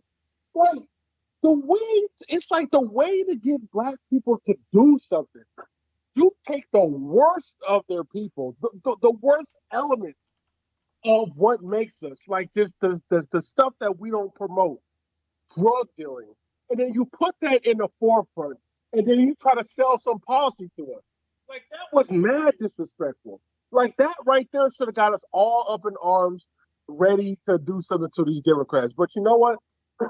As long as we don't say nothing, man, we live up to the expectations that white liberals place on us. And that's how I really talk to black people, man. I don't do that whole white supremacy nonsense talk, because that's very vague and it's not evenly carried out. Like, I don't know any white Republicans that got power over black people like that. I'm only seeing white liberals beat up on black people. I don't see that happening from the white conservative side. So yeah, man, I agree with you all the way, bro. Cori Cori Bush is just on code for the Democrats, and they're just doing these stages just to keep black people asleep and acting like they're fighting for something. And that's all I got to say, man. Thank you for the call, man. Appreciate you. All right, take care. All right. All right, shout out to my man Tariq for the call. If you guys have not seen that commercial about the from Arkansas, so this commercial, a little bit of context. They're trying to get people to take the vaccine, right? In Arkansas specifically. And this commercial, well, it speaks for itself. I think this is something that you may see at the beginning of YouTube videos as an ad. So I have it right here. Let's put it on the screen right quick, and then we get back to the calls. During the pandemic, my lifestyle drastically changed. My income came to a screeching halt. You have to understand, I'm a hustler. I'm a legit entrepreneur. I sell things. I come in contact with people all the time. I have to stay safe. I didn't have a choice but to trust the vaccine. Because if you live the type of lifestyle that I live, you out here in these streets and you hustling, an entrepreneur like me, why not do it safely? So I want I mean, people can say whatever they want to say. They can say that, oh, why are you just going to assume that he's a dope boy? Why are you going to assume this, all this and that? Like, I was a guy that was, quote unquote, in the streets and all this and that. But I don't present this way. I don't present with gold chain and all this and that. I'm not, and then I'm a hustler. I sell things. I say, well, I'm a graphic designer. I sell flyers. I do websites. I say what I do. When somebody asks you, hey, what you do? What you going to say? I'm a hustler. I sell things. No, you're going to say what you do. So this guy is portraying the image of a dope boy. And if you don't know what that means, a drug dealer, a street pharmacist, an illegal guy. Guy's not doing the right thing out here in the streets. But this is a thing they want to push on us to get us to go out there and get the shot. You think it's going to make it? You think he'll make me do it? Or do you think that this is what black folks do? We out here just, slanging and banging. That's what we into. See, the more they try to convince us to get this, the more they just insult us in a variety of ways. You guys are dumb, morons, anti-vaxxers, stupid Trump supporters. All these insults. It's like, all right, if I'm not getting this thing and you want me to get it, maybe try not insulting me. You see, the reason why you're not successful in getting me to do X, Y, and Z is because you can't talk to me. You don't understand how to communicate at all. everybody to take this seriously. Take a shot at staying healthy. Get the vaccine. How about no? How about no? And that's not gonna work. That's not gonna make a difference. Just a little commercial. CDs. Does anybody still sell CDs anymore? That's like, if you sell CDs, you may as well sell VCR tapes. That's kind of old school. The way guys are doing it now, I mean, some guys sell CDs, but that's super old school. You know, everybody got SoundCloud and, you know, streaming services and all that kind of stuff. That's hood stuff, selling CDs. A guy that has graduated beyond that is going to try to get views on his YouTube and make money from ad revenue on his music. But that's a different story. I digress. I'm going down too far. 786 on the line. Who am I speaking to? Oh, Anthony Byron Logan. What's up, Anthony? Everything is good. About yourself? I'm good. I'm the 15-year-old who called you, like, I think it was about 2 months ago. Alrighty. I just want to talk about, you know, the stuff that's going on nowadays. You got these ignorant folk who don't see it. My grandma, I was with her, and we went to my uncle's house, and she's talking about the vaccine, and she's talking about, I hope Ron DeSantis, I hope he gets it. I hope one of his family members die from COVID, and all that. I'm like, what? And so then she talked about when she was on the plane, talking about, oh, I had anxiety because nobody was wearing masks. I had anxiety. You know, my uncle talking about, yeah, man, I had the same thing when I went to the store, man. I had my mask, and I was rushing to the car to get a mask. You see how crazy these people are, Anthony? Yeah, I do. They're really, it's a little bit too much going on. Yeah, it's crazy. I also want to talk about my old school, because I'm transferring schools, but I want to talk about my old school, because I just got done reading Thomas Sowell, Black Rednecks and White Rebels, and I just thought about something, and Candace Owens as well. I was watching old Candace Owens clips, and that old school was a complete slave plantation. Because when this teacher, whenever she was talking about Black history, right, she will only talk about Black success during the 1990s, but she didn't talk about Black success before that. And when she talking about music, she talking about rap music. She never talked about jazz music. And then she talked about Martin Luther King. She said, "Oh, he got killed by the government. He got killed by the government." And I'm saying, what are you talking about? If he didn't get killed by the government, she said, "Oh, keep believing in white folk. Keep believing in white folk." And unbeknownst to me, that teacher was a Marxist. She was a Marxist because she put English, when she was talking about the English Civil War, she put English Revolution. And I looked that up. That's what Marxist said about the English Civil War. He called it a revolution. So I was confused. I'm like, what? So then she talked about FUBU, this ghetto company, right? And she said it's one of the fastest growing companies in American history. I said, that's not true. The big tech companies are the fastest growing companies. And then she got all mad and she said, "Come talk to me tomorrow. Talk to me tomorrow." And I came in. I was half asleep. I don't even want to be at school at that time. So I came in and she talking. She like, Aiden, you know you a Black man, right? You know you're a Black man, right? And I said, hold up, what? And I said, yeah, I'm Black. She said, you know, as a Black, why you support President Trump? He want to kill and exterminate Black folk. He want to kill and exterminate Black folk. I'm like, this lady's retarded. And so she going on. She talking about how she don't trust white. She said, "Oh, I don't trust white folk. I don't trust white people." I'm like, you're a racist. She said, that's not racist. But I just don't trust white folks. I don't trust them because my uncle used to work for them during segregation and he treated her bad, so I don't trust white folks. I'm like, what?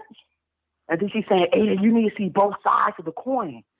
You see both sides." I'm like, okay, lady, whatever. No, a few weeks later, I call her talking about Black Wall Street, right? This lady is crazy. She said, "Oh, the government came and had airplanes and they bombed down Black Wall Street." But this is something Thomas Sowell talked about in Black Rednecks and White Liberals.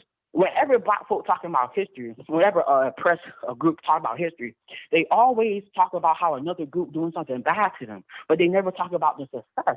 This lady never talked to these other kids who gang banging. Those kids in our school were gang banging. They gang banging. They were rolling up blunts in the back of the class. When I told that teacher that they were rolling blunts, she said, "Oh yeah, tell me next time." But those people knew that those kids were doing that. That lady used to curse at those kids. She called those kids a B word and a P word and all that, ranking on the kids, encouraging this ghetto Black redneck behavior. But how a Black conservative that know what they talking about like me, or you get on me and you think I'm not Black? This is what these people do. But I call her watching Don Lemon and Fox. You know, she getting all her stuff from white liberals, but then come at me and say, "Oh, you listen to the white man." You do, but they the main people listening to the white man. So how you feel about that, Anthony? I think that what they do, they project their own insecurities onto you. That's what it is. Talk about, how people that are conservative are racist and they don't know anything and they're ignorant, but really it's them that don't know anything and they're ignorant. They could learn. They could learn a lot from you. They just open their mind up and stop being so closed-minded. Yeah, but after I had that conversation with this lady, I said, "What can I find common ground with her on?" And then that's when I started reading Thomas Sowell, Basic Economics. And me and her found common ground when it came to economics, but she still was in that Marxist mindset. And she said, "Oh, Fowler and them didn't really listen to Marxists." I'm like, "Lady, you just stupid. You got these Marxist types." I had my cousin talk about gay. What's that thing? What the left talking about with the gay stuff? That it's something about a gay law where you can just kill somebody because they gay, they flirt on you. Turns out that's a complete lie. You got these people promoting the most stupid stuff, and it comes from CNN. And then these people, they don't do real research. I tell my cousin he laughed at me and said, "You don't know what you're talking about," because I said Washington Post is fake news. This is how stupid they are. They don't know that stuff is fake news. They don't know it, But yeah, I got one more thing to talk about. Dr. Treehouse. Real quick. That lady? Real quick, yeah. This lady, she ragging on Candace Owens and other Black conservatives, and she don't even like Black people, and she cursed me out on her thing. It's crazy. You got these fake conservatives on the thing, but that's all I wanted to talk about. Much love, Anthony Bryan. Love you, bro. Thanks for calling, man. Appreciate you. All right, man. All right, shout out to the young man. Hey, love having that energy, and I love to see it. young people that are really aware of what's going on. They understand politics. They understand that a lot of these adults are morons that don't know what's happening. I love it. Just keep reading, keep doing your thing, man. You're on the right path. Early, 15 years old. When I was 15, I was nowhere near none of this. I was just playing basketball outside, and that's it. I ain't know nothing about none of this. I was doing well in school, but for me, school was kind of boring because I don't know, it was kind of boring to me. It was fun just to kind of socialize, but it was boring academically. I felt like either the work was too easy or it was just unnecessary amounts of work that was just busy work when they try to say there's like AP classes, but that's a different story. But shout out to the young man and thank you from the call. Let's get to the next one. All right, call you online, speaker to 857. Hey, Anthony. Who am I speaking to? Hello? Yeah, this is Ivan, Anthony. I'm going to do that tonight. I'm sorry. Let's get to the next one. 805, you're on the line. I'm speaking to. 857. Hello. Hello. I wanted to know what your opinion is on Seattle. Seattle, a lot of welfare benefits, a lot of drugs, a lot of people that don't quite understand what the problems are, but they have all the solutions. Now, a lot of good people as well that are kind of trapped in it, that don't really understand how to get beyond it. Do you think that Seattle is a place for conservatives, or could there be like an area where conservatives would feel at home in that state or whatever? If I had a choice, I wouldn't live in Seattle. I don't think it's really a good place for conservatives to be. Now, I guess you can carve out a life there, maybe, but that's not the optimal place to be. You probably want to be in a more conservative place because, especially if you like right there where all the stuff is happening, maybe you could live outside of Seattle. It's similar to like, Go ahead. Sorry, I'm sorry to interrupt you, but it's like Seattle is like way up there near Canada, and I'm looking for a place to move that's like not, that has that clean air up there. That's what I like about it, all that fresh air. Because Canada has all those waterfalls and the clean air, and I noticed like when you go the further down the United States you go, the more smoggy or bad the air becomes. And I just want to be in a place with clean air, Well, I mean, there's places like that you can find. If you want to be up north, you can go to one of the Dakotas. You can go to Montana. I mean, do you want to live in the big city type area? Like, what kind of lifestyle do you prefer having? Okay, well, how about a place like maybe like Green Bay, Wisconsin? But the thing about that is like the grocery stores. A lot of Sioux Falls, South Dakota, they don't have a lot of grocery stores. When I looked it up, I couldn't find many. That's another thing. Well, how about Green Bay, Wisconsin? Yeah. I mean, because if you want to have the Seattle experience and you want to live in Seattle, I mean, you're going to have some issues. That's just the bottom line. You might have the occasional recreational crack smoker come up to you in the street and try to assault you. Perhaps. I'm not trying to put that on nobody, but I'm just saying it could happen. So, there's ways you can kind of get around it, but you just got to find a place that's, good for you. Right. It's a very liberal city, and I'm not sure how that's going to work out, but I'm looking at other places. Green Bay, it's a good one. But on another topic, too, I wanted to ask you what your thoughts are on getting over a guy that you used to date.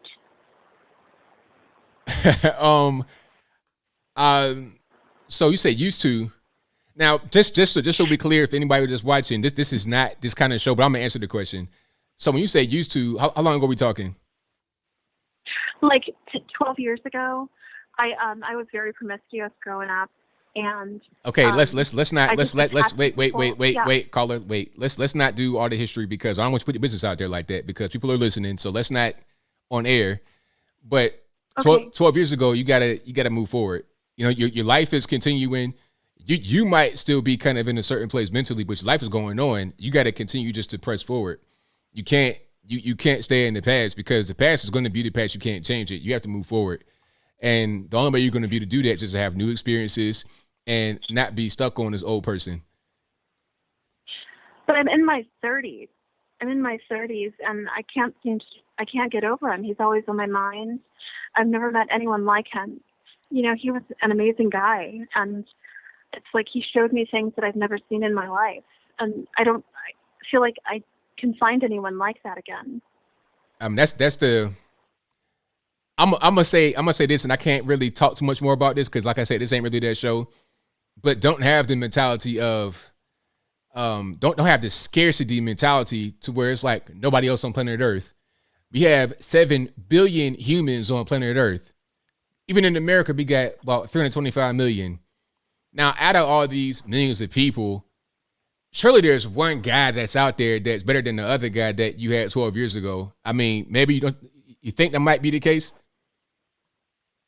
Yeah, it just, you know. You gotta just not be stuck on this old person and think about it like this. There's more than this person. Don't compare anybody else to this person. Leave that experience in the past where it's at, where it belongs, and move forward and have more experiences. If you have a problem meeting people, go to where people are at. Go to some of these events. It might have people that you like. Pick up a new hobby, do something to get around those that you might want to meet, and you never know. You pick up a new hobby, go to a new place, and you find a guy that's better than anybody you ever seen in your life before. And you forget about that old guy from a lifetime ago. He was the kind of guy that was into, you know, men and women. Oh, okay. You know, See, now we're doing too much. Okay. All right. Thank you for the call. I think I might have been a troll, so I was just kind of entertaining it for a while. But I think we're doing too much. So let's not. This ain't ABL date topics. This ain't okay. I'm calling about some weird stuff I got going on. This ain't that. Matter of fact, if you call like that again, I'm gonna go ahead and hang up. But I'm trying to be nice because I hung up on one person, and then here goes somebody else. I'm like, okay, let's not hang up on them. Let's be good. But yeah, let's not do that no more. Let's not. All right, call your next. Force this on who am I speaking to? Hello, Mr. Rogan. Can you hear me? I hear you well. Okay, great. This is very important for your listeners, and they need to write this down. FrankSpeech.com, FrankSpeech.com. And they need to go into that, and they will have to sign in. That's for security reasons. And if they have trouble finding that, they can also go to Mike Lindell with 2Ls.com, Mike Lindell with 2Ls.com. Like I said, they must sign in for security. And August 10th, 11th, and 12th, and that's this Tuesday, Wednesday, and Thursday, Mr. Lindell is having a 24-hour symposium about the voter fraud in the 2020 presidential election. Mr. Lindell has scientific computer evidence that the Chinese Communist Party conspired with the Democrat Party to change the election results in favor of the imposter Biden. Lindell has offered $5 million to anyone that can prove his evidence wrong. And last but not least, he's going to take the results all the way to the Supreme Court, but he wants the American people to see it first. This is going to be historic. All of your listeners should watch it. It may change who's in the White House and the balance of the House and Senate balance.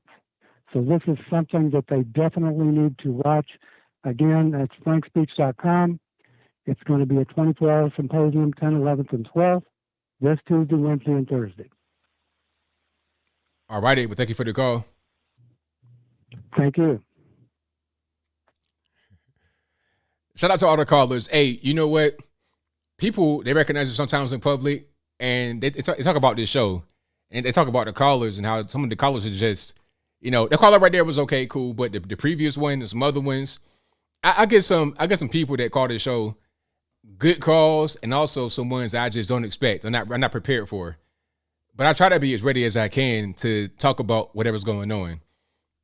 And shout out to Mike Lindell. Hopefully, whatever Mike Lindell got going on is able to work out.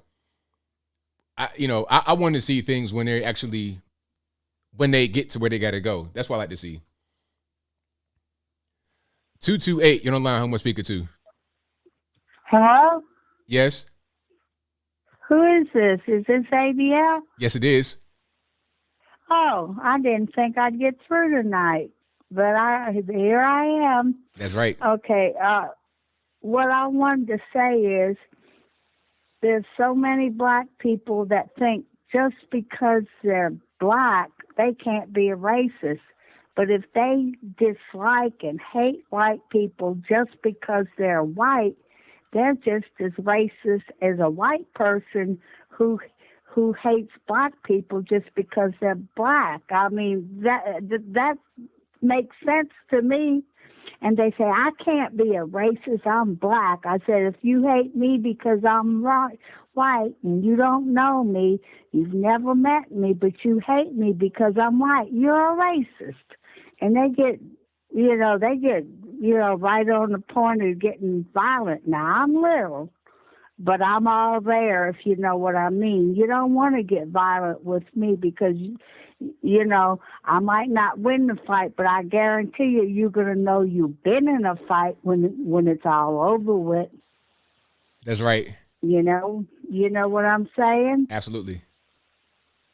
I mean, those people that think just because they're black they can't be a racist, they're crazy. They're just as racist as people that, don't like people because they're black, And another thing I wanted to say, what you doing all up in the city? You are a country boy. I'm from Virginia.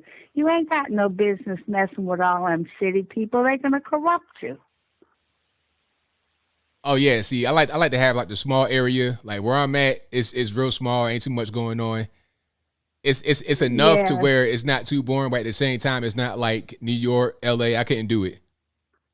No, I know. You ever heard of Whitfield, Virginia? Yeah, I seen that. Like driving on the interstate, I seen that. A sign for that. Well, if you blink your eye and sneeze, you're going to miss the whole town. When you're going through it, you blink your eye and you sneeze, you're going to miss it. But you need to stop there sometime. They got a real good cafe there that's got some good food, good home-cooked food. Okay, yeah, for sure. Because I got some family out there. It's like Danville, right? Yeah. Yeah. Mm-hmm. Yeah. I'm in Mississippi. I married a guy from Mississippi, so I'm in Mississippi, but I miss home. Believe me, I miss home. Mm-hmm. I do. That's all I got to say. I just wanted to say, hey, and you need to get out the city. You don't belong there. You're a mountain boy. You belong up in the mountains. That's right. That's right. Thank you for your call. Appreciate you. Okay. Bye-bye. Hey, shout out to her. I love her calls. She's great. Yeah, and Whitfield, that's like Danville. Hodge twins are from Martinsville. That's like right down the street from the Hodge twins. Where they from? So shout out to the Hodge twins, my Virginia brothers. Shout out to them. The best guys you're gonna meet in your life are the Hodge twins, and that's no cap, as a cool kid say. 412, you're on the line. Who am I speaking to? Hey, BL. Kelly from Pittsburgh. All righty, what's going on? Okay, so I've been I tried to call last week and I couldn't get through, and then I didn't want to not watch the show. But so I have a friend and she does a lot of kind of social work and works with the foster care system. And they had a meeting and they said that I guess foster kids are not vaccinating and they're not allowed to ask them or their families about it. And I just thought that was kind of scary because I don't know, you always hear stories how Obama just popped up, with groups be there and stuff. And I don't know, I was just that's really weird because they're doing this all with school. So I just kind of wanted to, I don't know, I guess hear your thoughts and kind of let somebody know because I just thought that was so bizarre. So you said the foster kids are not vaccinating? No, they're not getting the vaccine, and they're not, the people that work with them are not allowed to even really bring it up. Well, that's a good thing, ain't it? I mean, I guess so, but I'm my niece, has to wear, you know what I mean, like a mask Oh. and stuff. And I mean, I'm not a parent, but you know, I think it's odd that they're pushing this so much on kids, but they're not doing it to other kids. So I don't know. Well, it's probably some legal problems with that, because if you're in foster care, you're not really the parent yet, if I'm not mistaken. You're kind of like, right. You're there temporarily. You're not going to be there permanently, so they can't make decisions like that on you. I would assume. I'm not sure how the law is, but that's probably something to do with that. I mean, there shouldn't be. Look, kids shouldn't be getting vaccinated anyway, because it's not even approved for kids under the age of 12. So that shouldn't be happening regardless. So I'm glad to have a little bit of sense at least. Well, no, I mean, I'm happy about that too. Like, I just don't fully trust it. If people want to, that's up to them. But yeah, I don't know. I was just like, well, that's so weird, because it's just like everything I hear now about school, and I'm just like, well, you know, they're both government institutions, but yeah, I guess it could be just a temporary custody and stuff. But all right, have a good night. All right, thank you for the call. Appreciate it. Bye-bye. All right, yeah, shout out to the caller. Yeah, that whole thing with the foster care, I guess that's a good thing. But it shouldn't even have to be this thing where, because they're in foster care, they can't. It should be period. Foster care, no foster care. Yeah. Let's get to a few more calls here. I call you on loudspeaker 2347. Yo, I'm on ABL. You on live right now? ABL, what's up, bro? Yeah, I just wanted to call in just to show you love, man. I appreciate your videos. I'm always saying your little ad libs and subscribe. It drives my wife crazy. But I appreciate you, man. You, B. Tatum, your content have really helped me to really understand what's going on out there, and really waking me up. You know what I'm saying? So just wanted to shout you out. Appreciate your content, everything you're doing, man. Thank you for the call, man. Appreciate you. Thank you for your support as well. No doubt. Have a blessed night. All right, now. All right. Yeah, great call. Love hearing them. Love hearing the calls. And thank you for being here, of course, yet again. If you enjoyed what you're hearing so far, if you enjoyed the stream tonight, go ahead and get the video a thumbs up if you have not done so already. And if you're not subscribed to the channel, I don't know what you're waiting on, but do that as well right now. I'd appreciate it if you did. And let's get to the calls. The lines are jumping. So if you can't get on right away, don't blame me. Blame the white man. Let's get to the next one. 925, you're on the line. Who am I speaking to? Hey, Bill. How you doing? I'm well about yourself. Pretty good. So I actually just kind of want to talk about Cuomo, like Governor Cuomo, for a second, because I kind of want to see him go down, but at the same time, there's a certain troll factor that I really want to see him actually like withstand all the slings and arrows that the Democrats are throwing at him, because I think that the hypocrisy that's going on in New York is simply incredible. You have 11 plus women that are part of the Me Too movement that the Democrats have championed for well over a decade. And you know what? It only took a fraction of those women to go after Trump, and it only took a fraction of those women to go after Kavanaugh relentlessly. And here with Cuomo, we have this excellent prime example of hypocrisy where they're still hesitating, even now, they're still hesitating to go after Cuomo. And you could even feel that energy today with the press conference with the head sheriff's department guy that's kind of like leading the investigation that said that arrest may be on the table. But even he didn't really want to commit to anything. He was tiptoeing the line and kind of going around. And you could tell that the whole party over there is scared. They're split 50-50. You have the members of the party that don't want to have anything to do with Cuomo. And then you have the people that are still afraid of Cuomo. So I actually don't know whether I want to see him go down or not, because part of me actually kind of wants him to succeed and just continue to expose that party for what they really are. They have no values. They don't really champion and stand for anything. And that goes all the way from the top of the administration all the way to the municipal level that you see over there in New York. And I just think it's phenomenal that Cuomo's not apologizing. He's just basically telling the whole party, I am king of New York. Do something about it. And the party's just hesitating, and they're like, oh, well, we're not built to do anything about it. Your thoughts on the situation in New York? Now, that's a really good point, because he's pretty much just playing chicken. Like, okay, y'all do something, I'll do nothing, and we'll see who blinks first. That's kind of what's going on. And if they don't do anything, then now you have a precedent set. Oh, okay, this guy has been accused of sexual harassment. There was an investigation, and it was found that he did do something. And then he got on TV and admitted it, but said that, oh, it's because I'm Italian. It's part of our culture. Oh, okay. So we're going to let it happen and it's fine. If that's going to be the case, then it must be the case. If anything like this happens again or anything close to it, this would be brought up. The press conference, the videotape, the investigation, the findings, the accuser, it'll all be brought back to the light. So this is going to put them in a weird situation. Really, they're already in a weird situation. And I like seeing that happen. I like seeing that play out. On the other hand, I want to see Cuomo get out of office because of what he's doing to New York. All the senior citizens that were killed in their nursing homes, just bad policy, bad leadership. So from that point of view, I want to see him get out. But from the other point of view, I like seeing the Democratic Party in New York and nationally, quite frankly, kind of self-destruct like this. Yeah, I definitely, I have my bowl of popcorn here. Every time there's an update, I'm just reaching for the bowl of popcorn, right? Because it's great primetime TV. But I just kind of wonder this: at what point in time are the people of New York going to just say enough's enough? This guy is not king, and this party is just kind of messing around. They're not looking after anyone's best interest. They don't want kids to go back to school. They want to keep defunding the police.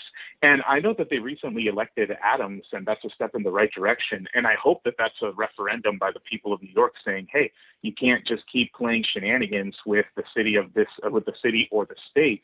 But I have my doubts, though. I have my doubts. And, the last thing I'll say is I'd like to ask you this question. In my mind, this does hurt the Me Too movement because this kind of makes it almost a big joke because we've spent all this time. And by the way, I like aspects of the Me Too movement, but I'll just say this. When the Me Too movement's working, yes, we expose predators, we expose people that need to get exposed. When you have this, though, and you have people using the Me Too movement as a shield, where are all the champions of the Me Too movement saying, hey, you can't hijack our movement like this? You can't just use the movement as a shield to further your political ambitions. That is not why this movement exists. And, at what point do these movements that get hijacked actually end up kind of hurting the movement because they don't follow the spirit of the movement? It's just all for show. Well, I mean, that whole Me Too movement, a lot of that was just for show. It's an actual company. Mm-hmm. I'm not sure if it's a 501c or whatever, but it's an actual company. There's people that run it. It's kind of like Black Lives Matter to a certain extent, where it's about trying to raise money and do that type of thing, not necessarily about the issues they talk about being for. So really, a lot of these things are just kind of phony anyway, but and you're able to see that they're phony when things come about that they should be rallying for, should be in favor of or against, and they don't do it. It's because there's a political narrative that blocks them from doing it, or a financial one, or both.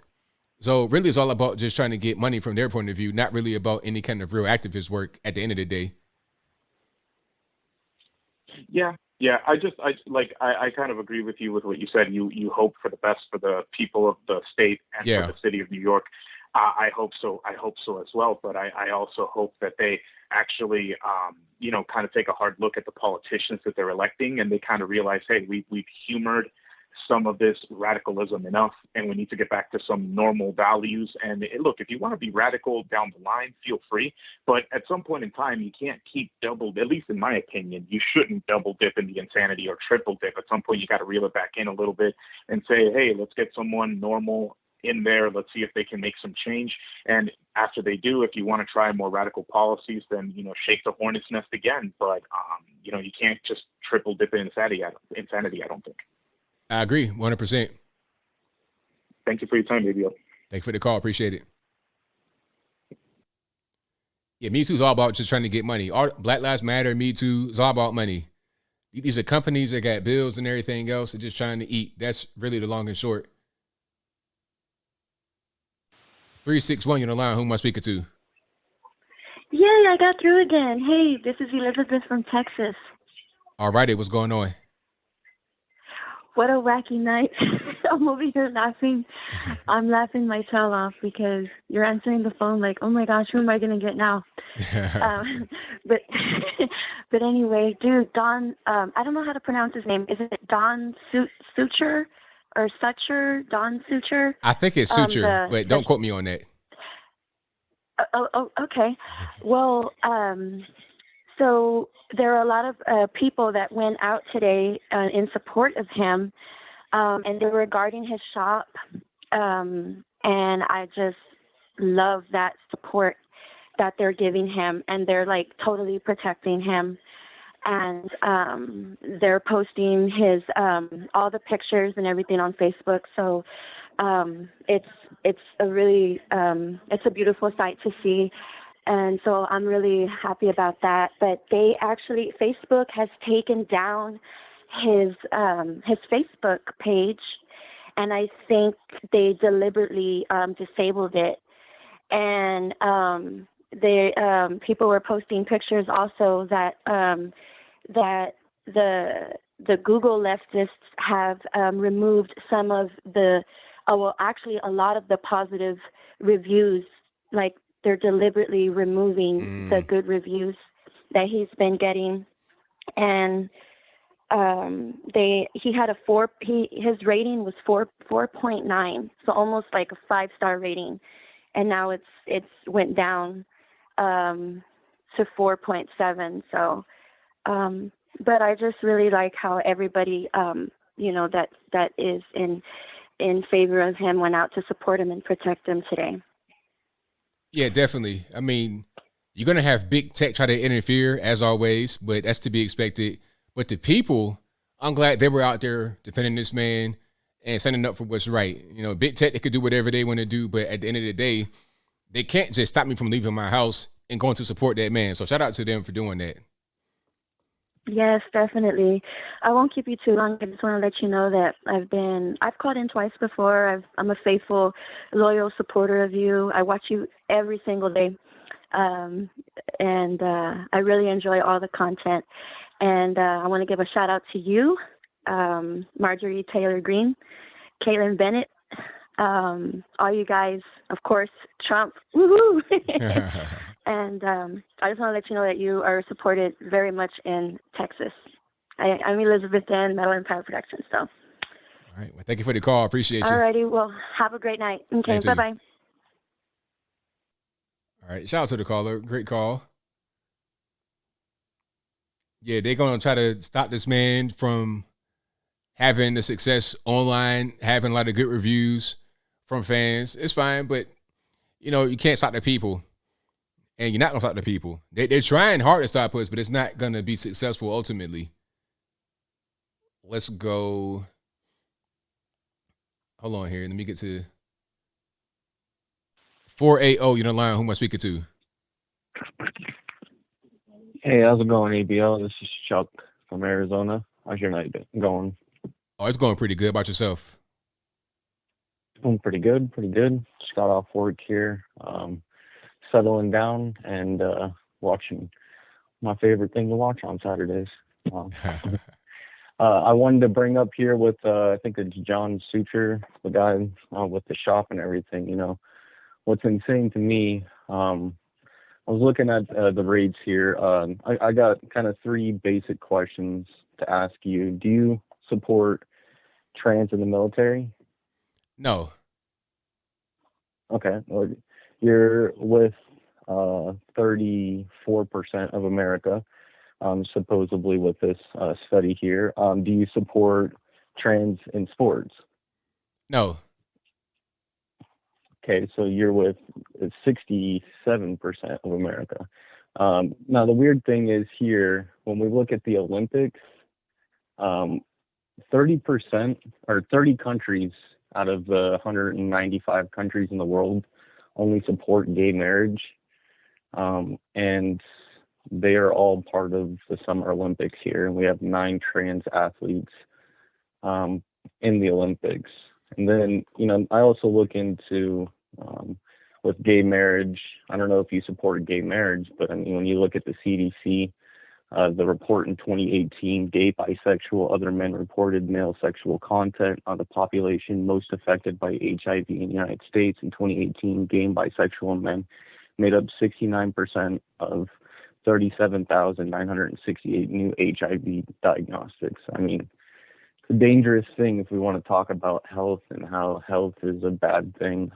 But as the world stage goes and sees, these 5 countries that actually have trans athletes, there's 9 of them. How is this? This is the world stage where everybody's looking. How is this acceptable if there's only 5 countries doing it? Only 30 countries in the world actually allow it. Do they just not have say? I mean,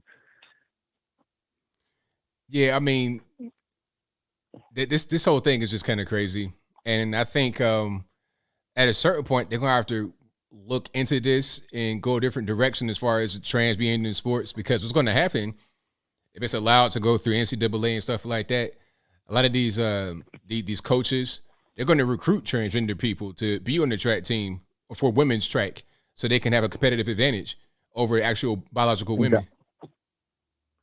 Exactly. And I mean, at a world stage, if you go to, the Middle East, some places, if you're even gay, you get your head cut off, let alone talking trans rights. So, I mean, if you're going to have the advantage to have, Helga, the 280-pound trans athlete who is 7'6", in the mountain off of Game of Thrones, going up there and doing the disc toss, blowing everybody out of the water. I know whatever the name of the kind of fatter trans that went into the Olympics, but still made it because possibly the way that the structure was built as a male their entire life before they decided they wanted to, chop some things up and sell it. Right, exactly. Yeah, it's a mess. It really is. It really is. And then with this guy going and doing this Dr. Seuss book, I bought all the Dr. Seuss books. I haven't seen that one yet, so I'm going to be on the lookout. And I hope they do make some sort of parody book like that. We got some artists out there. Someone can do it, right? Oh yeah, somebody can. They can put it together for sure. What do you think Dr. Seuss would say about it? I can't even really call it. I feel like he'd be kind of like if you were to just like wake him up from a cryogenic sleep and just throw him into 2021, he'd be totally lost. He'd be like, man, okay, I want to go back into the sleep chamber. I don't want to deal with this anymore. Put me back in the chamber. I'll try again in 100 years and see if it's better, because what's going on right now is totally crazy. He probably couldn't even imagine that we'd be right here right now. I look at that as a possibility, but I also look at maybe he's like the kid's version of George Orwell. Like if George Orwell was part of his time, he's seen Animal Farm. What Dr. Seuss was seeing, he was doing wazalugas with, whatever the heck he was saying, green eggs and ham, like all these crazy things, He might not have been too far off in his way of thinking, just maybe thinking through a child's mind. Yeah, that's a good point. But I appreciate you, Abel. I appreciate all the callers as well tonight. I feel like everybody's on point, ready to go. We all know what's going on. People just need to start talking and saying more. So continue the word, and I appreciate you. All right, thank you for the call, man. Appreciate you. All right, great call. Shout out to him. And let's get to some more here. The number to call 434-658-1220. 262, you're on the line. Who am I speaking to? This was CJ. All righty, man. What's going on? Not much, man, but I've been watching your show and I've been hearing some things about the trust in the science, Mm-hmm. And the latest thing on COVID I saw was this big old tiger got COVID. Did you see that? No, I didn't see that. Well, it's in the MSM. It's out there in the media right now. This tiger got COVID. So millions and millions of people are dying from COVID. But you would think if it can go from a bat to a human, and then from a human back into, some other species or something, and this tiger got it, there should be so many dead dogs and cats everywhere, man. Yeah, dogs, cats, random outdoor rodents like squirrels, hamsters, gerbils, And everything. then they telling us to trust the science? I mean, are you for real? Like what science are they speaking of? I mean, yeah, exactly. There is no science. The science is whatever they come up with today. Whatever idea they have in their mind right now, that's the science. Man, it's terrible. Terrible, terrible. It is. Then I watch your show a lot, and while I'm on the line and going live, that Jericho Green guy, dude, you guys are like the Wonder Twins, man. He's real good, man. He's real good. He gets a lot of views up in my crib. But what I wanted to say, there was one other thing. Oh, shit. Oops, sorry. This word bigotry. What does it mean? What does bigotry mean? I guess when somebody is a big meanie head, because people they use that word for different things.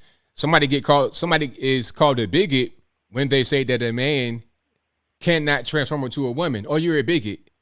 What is how is that bigotry? What I'm saying. Yeah, it's like how is it bigotry to say a thing that's true?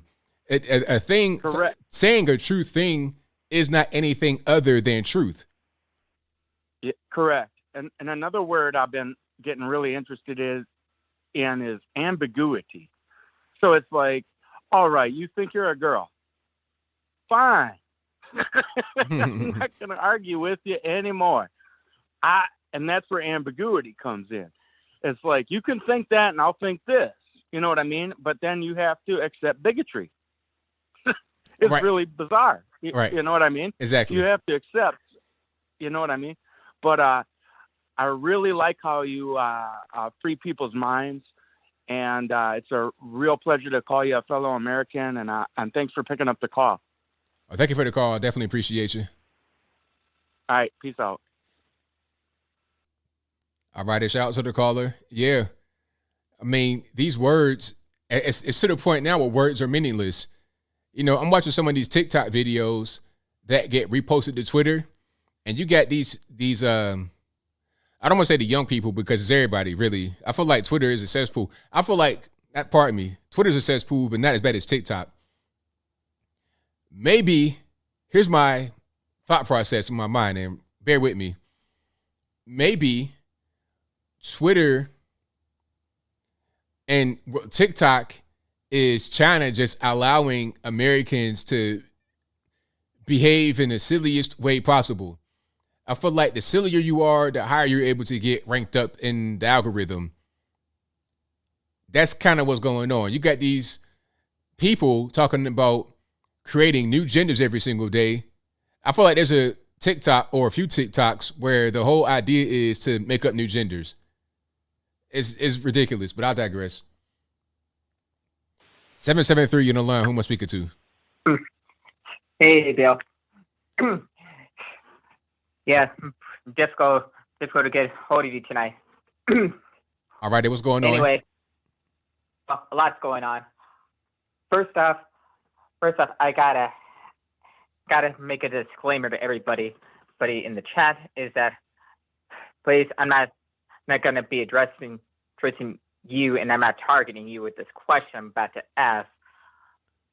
But the other day, my sister and I were talking briefly about the lockdowns, and how unconstitutional they are. She said to me that she can understand why hating the Illinois governor, but she can't, for life of her, figure out why I have a huge disdain for the Chicago mayor. And she went through the whole identity politics book of first black woman this, and she's gay type of nonsense, but she couldn't exactly figure out exactly my reasons for not trusting her one bit. So the first question I ask you is, as a black person, do you really get sick and tired of people constantly telling you, because this person's black, that you're supposed to kind of find some historical purpose behind them just being elected because they're black than any type of real personality or any achievements as a leader. Yeah, I see it as kind of corny, and I feel like people that do that, they're kind of overcompensating, and they're just kind of ignorant as well, because the race thing shouldn't even really be the issue. The issue should be, okay, are you doing a good job or not? Okay, you have the mayor of Chicago, Lori Lightfoot, not doing a very good job. That's just a fact. Mayor of New York City, not doing a very good job. That's a fact. I don't care if you're black, white, Puerto Rican, candy stripe. Either you're doing a good job or you're not. That's it. That's all that really matters. That's it. Like all the identity politics stuff has no bearing on whether a person is performing well or not. Yeah, and worst thing about it is that people in my community have fallen for that trap all the time, and I'm at the point where I actually cringe every single time I ever see your face or hear someone telling me that I have to kind of like something because it's black. Yeah, I mean, either you like it or you don't. Like all this, you know, and people that say that kind of stuff, I don't even really believe them. They say they like something because it's black. I don't even really believe it. I think it's just virtue signaling. They think differently behind closed doors, and you know what? You could tell they think differently because when that person disagrees with them or they do what they don't like, then it becomes balanced. I'll explain.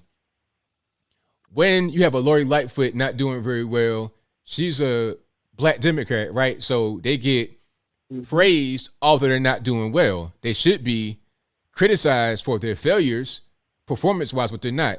However, if there's a black conservative person and they don't do well, then it's like you kind of go overboard with the criticism because you're trying to compensate for the lack thereof for the first person you knew wasn't doing right from the beginning, but you were trying to give a pass because they're black. But now it's like overcompensation. Like me, the DMs I get, the emails I get, you're talking about hatred. I'm talking about guttural. Like they wanted to go try to attack me in person. They're not going to do it. But that's the kind of vibe I get because they're always overcompensating because somebody is black and they can't criticize them because they're a leftist. And the worst thing about it is, if you remember that whole Newsmax controversy, you still have black people who strongly defend her decision for being a racist for not accepting white reporters, even though, despite the whole race thing, is that any person at Newsmax, black or otherwise, would be asking those same exact questions to her. So if she really thinks just having a diverse group of people there are not going to approach the same harsh criticism to her because she's a black woman, then I have to kind of question where that person got their degree from or where their brain is. And on top of that, getting to a different subject, if anybody did see about the whole Obama birthday bash the other day, there's some update to that, is that there was some celebrities there and all of them not wearing masks, but we're forced to stay home on the lockdown and remain masked forever.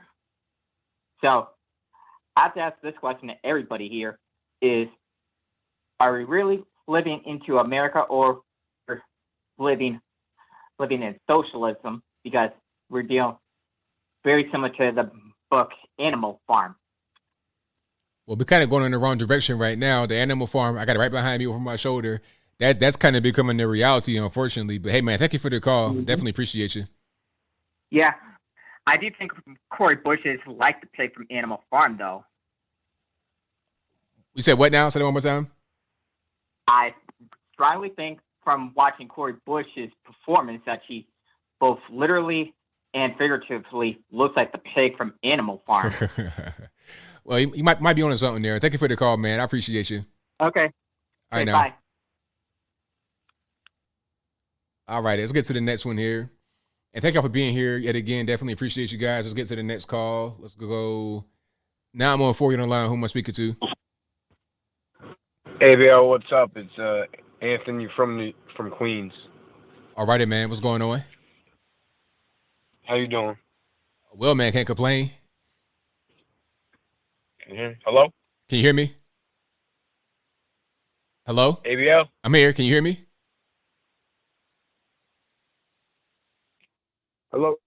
I don't know. Hey, put some minutes in by my phone, man. I don't know what happened. It's not me, though. My microphone's working good. I see my levels. I don't know what's happening. Sorry, caller. I don't know what was going on with your phone. But the Obama phone does require minutes. I'm playing. Let's get to a few more. All right, let's go. 863 on the line. Who am I speaking to? Who am I speaking to? Hello? Yes, who am I speaking to? Okay, let me mute this. Okay, who am I speaking to? I'm sorry? Hi, who am I speaking to? This is ABL. Oh, great. I just wanted to tell you, first of all, I really enjoy your show and thank you for everything that you do for us. But I wanted to tell this. I've been trying to reach out to the Patriots that I watch for over a month now about this, okay? All right. And it is a Senate bill that DeSantis signed, okay? And my question is, with this Senate bill, is DeSantis friend or foe?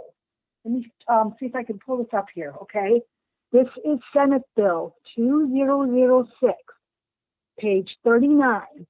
You go to flsenate.gov and you can find it. It is hard to find, but you can find it. And can I read it? I'd rather you not. Just like, give me like the synopsis. Okay, well, it says in here that they can force us to take the V. Okay. I'm really upset about it because I really like DeSantis. He signed this bill on May 3rd, I believe it is, of this year. And it is very scary to me. And I would like everybody to read it. And if people could maybe, let others know that this is in here, this bill. Okay. It is flsenate.gov. So can you cite the bill one more time? I'm sorry? Can you cite the bill one more time for us? Sure. It's flsenate.gov, and it is Senate Bill 2006, page 39. And it's called a citation. I guess it's an addition to the bill. Okay, that I don't know a whole lot about all this stuff, but what it says here is that we can be forced. And DeSantis signed it. And like I said, I'm really upset about it. Maybe I'm stupid, maybe I'm wrong, but people need to go read this and see what they think. All right. So I thank you for the information. I appreciate it. Okay. All right. Thank you. Bye. I know. So I think that was Senate Bill 2006.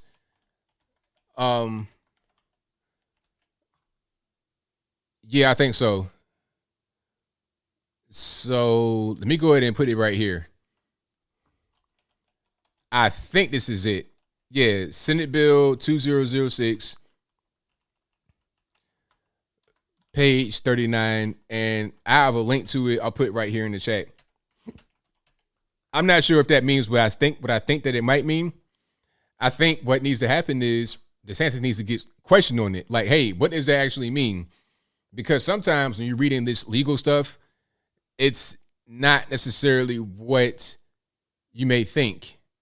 So I don't know if what's there is what I think it is or not, but we'll find out, I presume, pretty soon. All right, let's get to some more here. Let's go. All right. Man, his phone calls are coming in fast and furious. No Vin Diesel. 509, you're in line. Who am I speaking to? Hey, what's up, ABL? Everything's all right. How about yourself? Doing good, man. This is Chris. I'm stationed at Naval Station Newport in Rhode Island. All righty. So we had 75% of the vaccinated getting infected. Now it's up to 79%.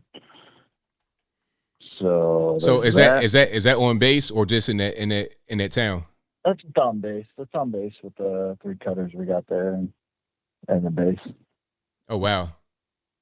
But we're just right south of Mass, you know. Mass reported 75%. And we were at 75% when they reported that. And now it's at 79. So okay, let's one more time. So you have what's the percentage vaccinated? Percentage 2/3 about is vaccinated. So 2/3 vaccinated, and then how many COVID positive? 79% of the people that come to us that are testing positive are vaccinated. So yeah, so I mean, it seems like when they say breakthrough cases are rare, that's not the case, because that's a very high percentage for it to be a rare thing that happens. And it's probably even like it's less than 2/3, honestly, but that's just an average, you know. But still, even if it was half of people that were vaccinated, and then 80% almost of those came back positive, I mean, that's not rare. Yeah. It's just an interesting thing I figured I'd mention. Hey, by the way, that young kid, I know he's called in before. The young kid from Florida who he's like really hyper when he talks, but he's always got great information. Yeah. I want to see that kid start a YouTube channel, because that kid, he's got a lot of potential. He's very smart for his age. Definitely. I tell anybody that has information and they want to get it out, start a channel. You know, I always get asked about how do you start? How do you just do it? Just start it, put it out there, and then grow it. Once it becomes popular, put money into it, make it grow, for sure. Heck yeah, man. Well, I thank you for all you do, and keep on keeping on, brother. All right, thank you for the call. Definitely appreciate it. Take care, man. Yeah, and shout out to my man for calling in, and thank you for his service as well out there on base.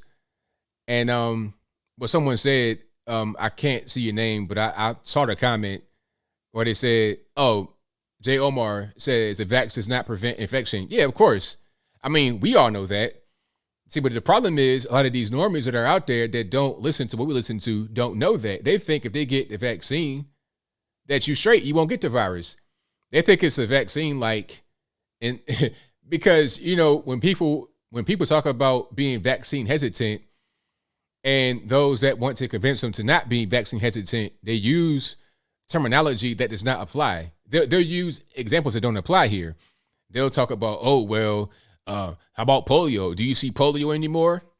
Well, this ain't that, because the polio vaccine, first of all, to talk about that right quick before I get too far off track, I said this story before, but I'm going to say it again because I want to drive it home for those that have not heard it. Gianni Russo, if I'm not mistaken, I think that's his name. A former mob-affiliated guy. He was, Gianni Russo, mob-affiliated out there in New York. He was in some movies, some of the Italian Godfather or whatever, stuff like that. He was in like this home for children that had polio, because he had polio when he was a child. He's kind of up there in age now, like 70 something, right around then, maybe even in his 80s at this point. But at the time he went to this home, there was no vaccine for polio. And a lot of kids were just suffering, you're paralyzed, you might even die. So he's in this home, and at the time he's there to try to come up with a vaccine. So at some point during his years-long stay there as a child, they developed a vaccine. And he wanted the vaccine very badly. He wanted to be one of the first people to get it, but he was not able to get it. Not that first go around, at least. He was very sad, depressed. But then what he found out later was that all the kids that got the first vaccine all died. All of them. I'm not saying the same thing going to happen here. I'm not saying that. But what I'm saying is the first round of the vaccine was deadly. However, if you take the polio vaccine now, it's supposed to eradicate it. Now, I've heard about diseases spreading through vaccine. Not sure if that's true or false, but you may not see certain diseases now because of vaccines, maybe. However, this ain't that. This is like the flu shot. There ain't no flu vaccine. The flu comes around every single year. Millions catch it every year, except for last year where like 1,000 caught it. But I digress. The point is, ain't no vaccine. It's a therapeutic, if anything. All they say is that it lessens your symptoms. And that's not even all the way true all the time. People can die even with the shot.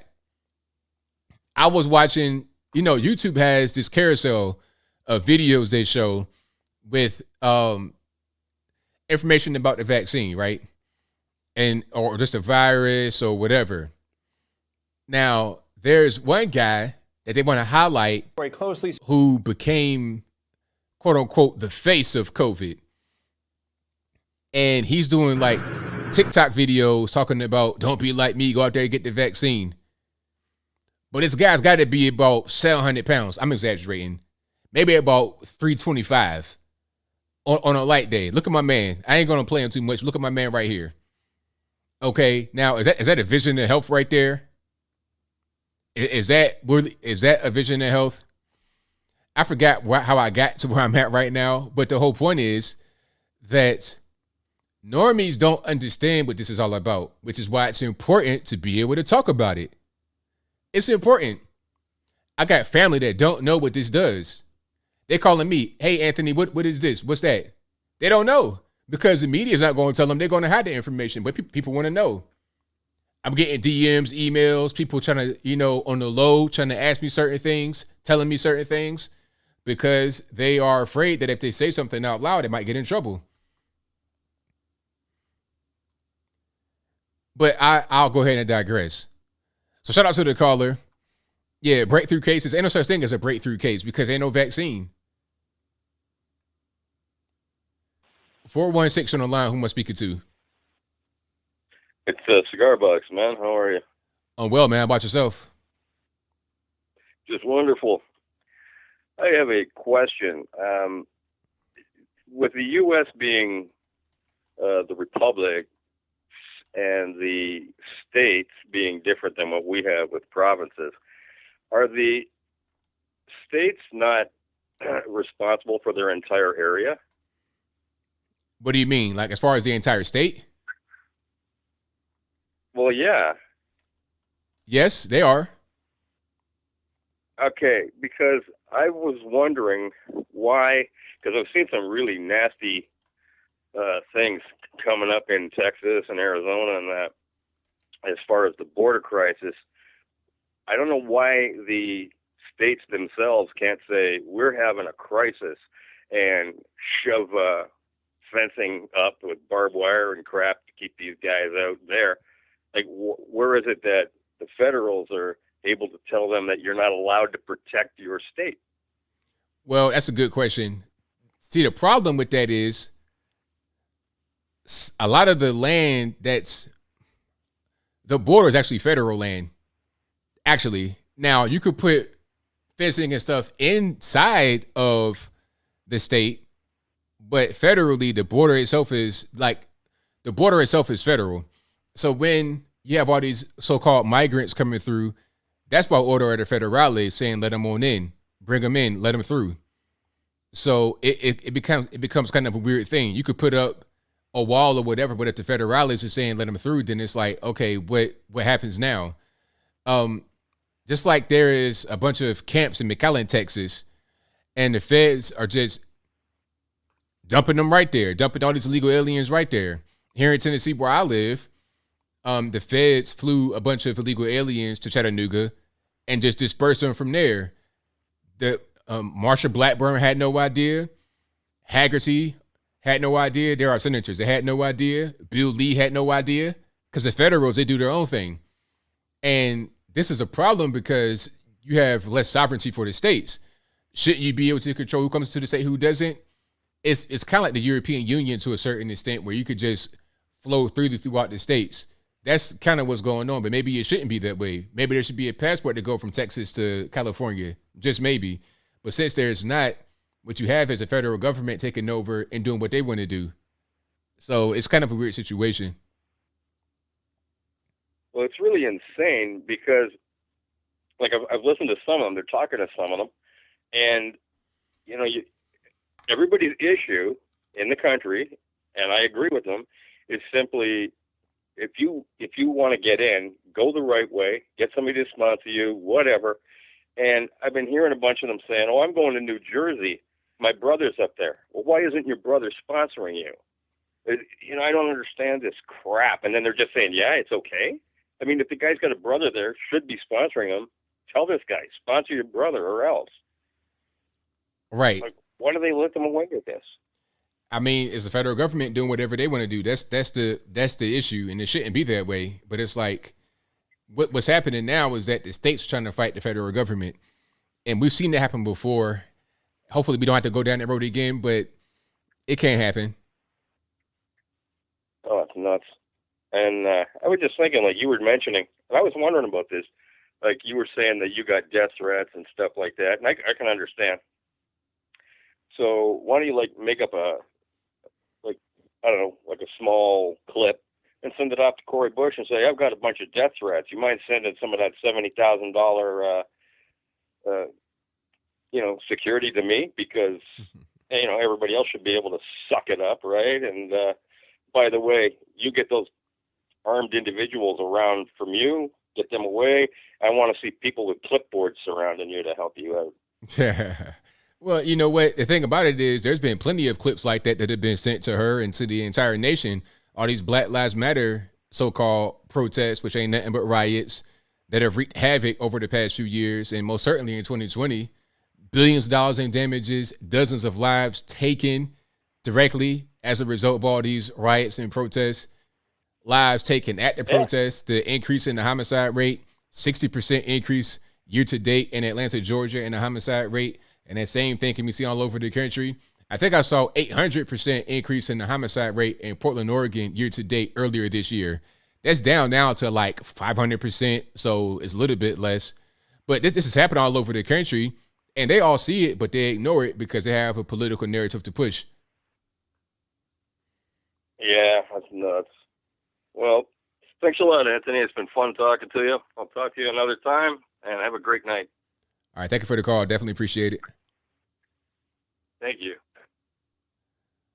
All righty. Let's get to some more here. The number to call, 434-658-1220. 615 on the line. Who am I speaking to? This is Brad. All righty. What's happening? Oh, man, I'm really grateful to get an opportunity to talk to you. I've been watching your show for a while and really appreciate what you're doing, especially if I can say this as a white guy, and you being a black guy. I really appreciate that you're sticking your neck out there and doing what you're doing, bringing a conservative perspective. I just want to share my frustration over the fact that the lopsided justice system in America now just seems kind of hopeless. Yeah, I could understand why you would feel that way. I do understand it.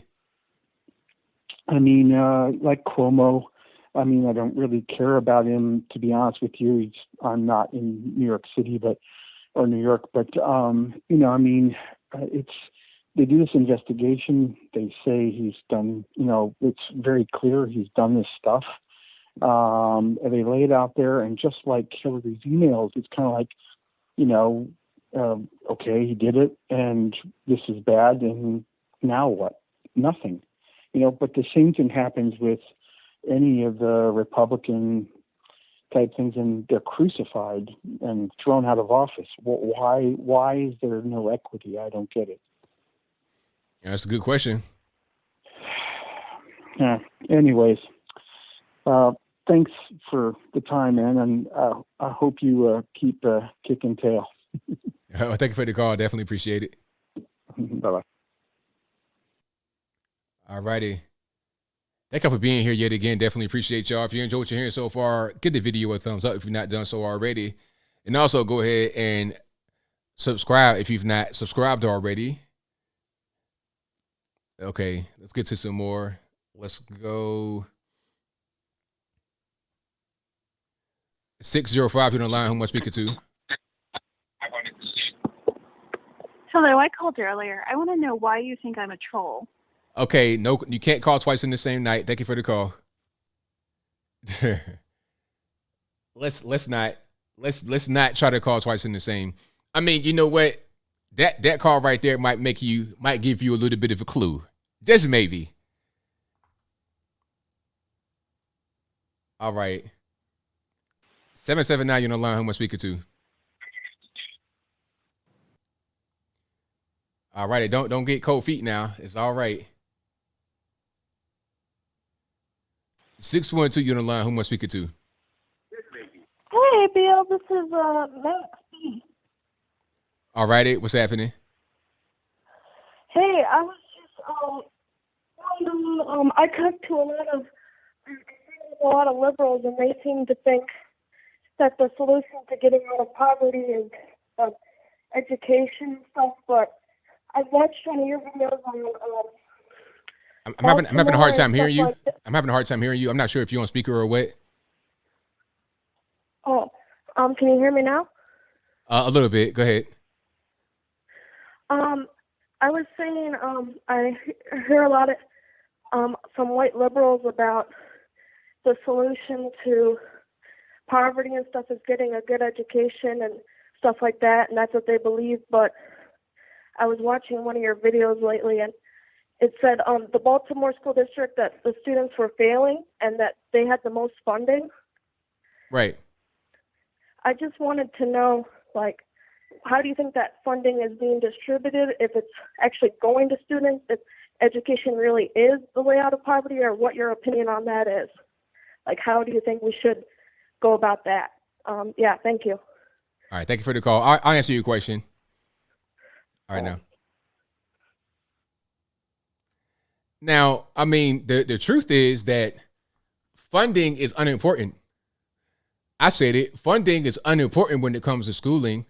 I mean, how much does it cost to teach a child that 1 + 1 is 2? How much money is required to teach? It's not, I mean, it doesn't require a lot, really. When you're talking about kids, especially, we're talking about basic stuff. These kids can't even read. You can watch television, really, and learn how to read. You could learn how to read for free. Your parents can teach you, your mom, dad, they can teach you how to read for free at home. It don't cost that much. You see, you understand? I mean, all the money does is go to the administration. How can it go to the kids, really? They won't get paid to go to school. That's the only way it's going to actually make a difference. Good schools are made by those that go to the school. The only way that money can really help with education is having a newer facility. I was watching one of these guys. I won't say his name because he's a pretty good guy. Not anybody that anybody knows. He's kind of an older guy, old school, as the cool kids say. So he probably like 70, 80 something years old by now. But anyway, the guy was talking about how when he was in school, he's black too. When he was in school back in the day, and, you know, the school was underfunded. They had old books with marks in it. It's like, really? Is that what we're going to complain about? Old books? So what? I mean, the book still says that 2 + 2 is 4. Why does it matter how new the book is? If the book is there and you're being taught, why does it cost any kind of money? It don't cost no money. Education is very important. See, the problem is that a lot of these parents, they put too much stock into the teachers and the administration, and they totally absolve themselves of any kind of responsibility. They don't teach their kids anything. What happens a lot of times, to explain the disparity between blacks and whites and Asians, is that Asians, they teach their kids early, before kindergarten, before even the preschool, before the government comes into play, they teach. So their kids are being read to in the womb. The kids are being spoken to as adults, as kids. When I see my nephew's 2 years old, when I see him, like, what's going on, sir? How's everything? You good? I don't do, hey, baby. I don't do all that. He's an adult. That's how I talk to him. I know he's not an adult, obviously, but I speak to him in the way that he needs to understand how to speak. So when he gets to be 5, 6, 7, he's able to have conversations. He's not struggling. And that same skill set will follow him throughout his life. He's already going to be ahead of the pack if kids are being spoken to in baby talk. You understand? So the problem is parents don't care about their kids. And once they get to school, they're already behind. Teachers don't care. You in any kind of a ghetto environment, that's going to play into the school. Parents ain't spending their money right. Kids going to school hungry. They got their hair and their nails done. Meanwhile, little man has not eaten yet. This kind of ghetto environment and ghetto culture bleeds into school. And then you have all these kids failing. You know, people, they want to talk about, oh, that's just black culture. No, it's not. When I was in school, you would get laughed at for not knowing how to read. And I went to 80-90% black schools my entire life up until high school, and it was still like 55-60% black. So we had kids that was in AP classes and doing very well. People that are making big money now, I just don't really get it. This inner city culture of failure just permeates schools, and that's the problem. The money is irrelevant. I'm gonna tell you I'm gonna get to one more call or a few more calls, but the money, you know where it goes? The money goes to the administration. Watches, change, jewelry, cars, clothes, all that. I was watching the graduation it wasn't Value, which is also a failing school. I think it's in DC or Baltimore somewhere. I think it was for Augusta Savage Fells, whatever, in Baltimore. Now, in this little online graduation virtual ceremony, the valedictorian was struggling to read. However, here comes this chipper, black dude, administrator, vest, tie, watch, cufflinks, shining. You can't hide that money. You can't hide this cufflink, this, blood diamond on your wrist. You can't hide that. You got all the ice in the jury, but your kids can't read. That's where the money goes, if you were wondering. But I digress. 701, you're on the line. Who am I speaking to? Hey, ABL. This is the Anti-View. How are you doing this evening? Well, about yourself? I can complain. I live in Minnesota, and it's a joke up here. Where do I start? Did you hear about the beheading in Shakopee? I saw it, actually. I wish I could unsee it. Yeah, he was an illegal immigrant. He'd been here since 2003, and Cuba would not take him back. So a woman died because of him. Next thing, did you see? Well, you don't live in Minnesota, so you wouldn't particularly pay attention to this, but the school board just approved the second round of what will be our changes to our social studies. And according to the wonderful government in Minnesota, it is expected that my first grader is able to define what race is, ethnicity, gender, and my fourth grader is supposed to be able to look through the scope of colonialism and capitalism and how it affected the I don't even know the wording, it's just that bad. So there's that. But we've talked in the past, and I've mentioned that I'm a nurse. And I'm just wondering if anybody remembers, a couple months ago, like May, they were talking about how the vaccine might only be good for 6 months. And you might need to get a third shot or a booster. Well, it's now August, and what happened 6 months ago? Is that when everybody kind of was getting their first shot? Yes. So is it a possibility that maybe it's only good for 6 months, so these people are just getting another round of this because they never had it to begin with, and now they just have to deal with getting it? Right. I have had the flu shot and gotten the flu in the exact same year. So it's just one of those crazy coincidences, I guess, that only us crazy people realize, right? What's going to happen is it's going to be a yearly thing. And it might be multiple shots in a year. That's what they don't want to say, but that's going to happen. They're going to try to roll it out. They're going to say, oh, well, we have new science. We figured it out now. Yeah. It's like, but we've been saying that from the very beginning. We already said it, but when we said it, we were censored and silenced and kicked off the internet. But what you're saying is what we said months ago. Exactly. I mean, anybody right now, you can go on the CDC website and look at when is the best time to take the flu vaccine? And it will specifically say the end of November. That way it can touch, it's effective in the fall and in the spring, because how the United States trends go in the fall and in the spring is when people tend to get sick more, right? Right. It's going to follow the exact same trends. It's going to be a yearly thing. It just is. I have a friend right now whose brother is in the hospital because, feel awful for him, but he's on a ventilator, not because of COVID, because he has really, really bad asthma. And with all the fires, it just got to his lungs, right? So the doctors there said, well, we think we need to do the vaccine. And he said, well, he just had COVID like 4 months ago. And they're like, oh, then he's good. He's safer than all of us because he has the good antibodies. What does that mean? What does the good antibodies mean?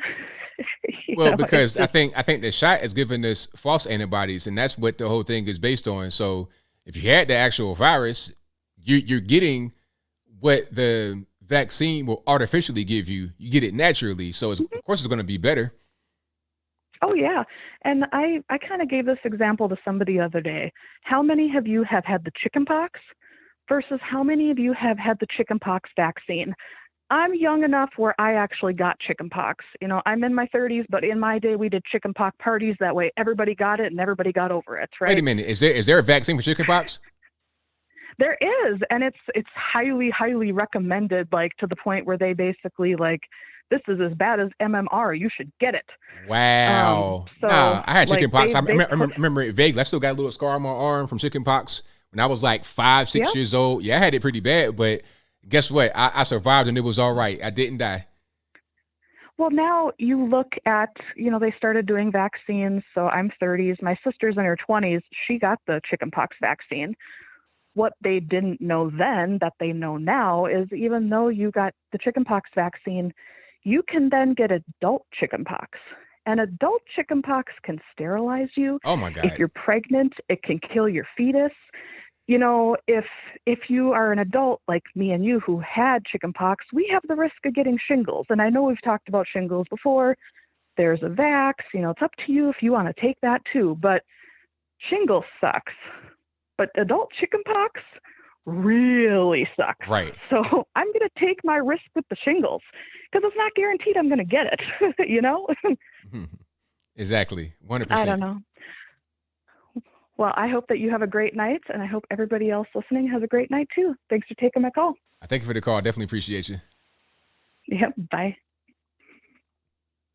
I had no idea. I'm just now learning for the first time in my life as an adult. There's a chickenpox vaccine. I had no clue. Never. I had chickenpox. I'll never forget it because it was crazy. Mine was like, wow. I remember crying and stuff. I'm a little boy. I'm like 5. I think I might have got it. I was in kindergarten when I got it. Yep. And I got a little scar right there. I got a few little scars, but I got one that's like right there, little mark from chickenpox. Yep. Because that was like one nagging one that really wouldn't heal up properly. But I mean, I didn't die. I promise I didn't. You're not looking at the ghost right now, so it's fine. I'm all right. Let's get to a few more. All righty, man. What's going on Skype? ABL. Hey, monumental show tonight. Oh, thank you, man. Appreciate it. Well, you shut Ivan down, and now that you're giving, advice to persuasions of the heart, I just feel like I can get it all from your show now, Bo. Hey, on a serious note, I wanted to ask you, how long do you think Cuomo you think he'll go ahead and call it quits and resign, or you think he's going to make him force him on out? Oh, he'll force it. He won't just resign because he had already said, look, I'm not quitting. You're going to have to fire me. Yeah, that'd be something taking your medicine from Joe Biden, right? Right. He was over there sniffing kids today. Or was it? Yeah, he was over there sniffing kids again today. Yeah, I saw that. That was crazy. Super creepy. Yeah, that's par for the course for Biden, but yeah, I want to get your thoughts if you thought Cuomo would go ahead and bow down or bow out and call it quits or what. But like I say, hey, good show and way to stick it to Ivan tonight. Thank you for the call, man. Appreciate you. All right, bud. Keep it up. All right, shout out to my man for the call. Good caller, always. Okay, and the lines are blowing up. I got time for one or two more. 779, you're on the line. I'm going to speak it to. Hi, Billy. How you doing? I'm well. About yourself? Real good. Just got to bring up a couple points. I went to the Bucks finals game 6 in the Deer District with 65,000 people. And I will say for a liberal city, everybody sung the national anthem and there was no fighting and it was a really good time. That's amazing. Sounds like a great time to me. Absolutely. Yeah. And I got sick. Not COVID. I really don't know what it was, but I had a cough and a runny nose for like 10 days. And I was so thankful because that's reality. You know, you go out, you get sick, you move on. Right. I mean, people are so focused on this one thing. It's like, well, you can still, there's still other things floating around. Might catch a cold, maybe. That's why they call it the common cold. So things like that still do exist. Yeah, and I think we need to get them. Yes. I mean, staying, locked up in a way, trying to like live life in the bubble, that'll make things worse because if you're not exposed to these things, when you actually are exposed to it now, it'd be worse because you've not had your immune system get used to anything. Yeah, exactly. And another point, Lollapalooza in Chicago, 200,000 people a day. Lori Lightfoot going out there like it's no problem. I'm all about that. I'm happy for people getting out, but do not put masks on our children when you go out there and represent things that way. I have a real problem with that. Yeah, it's really crazy.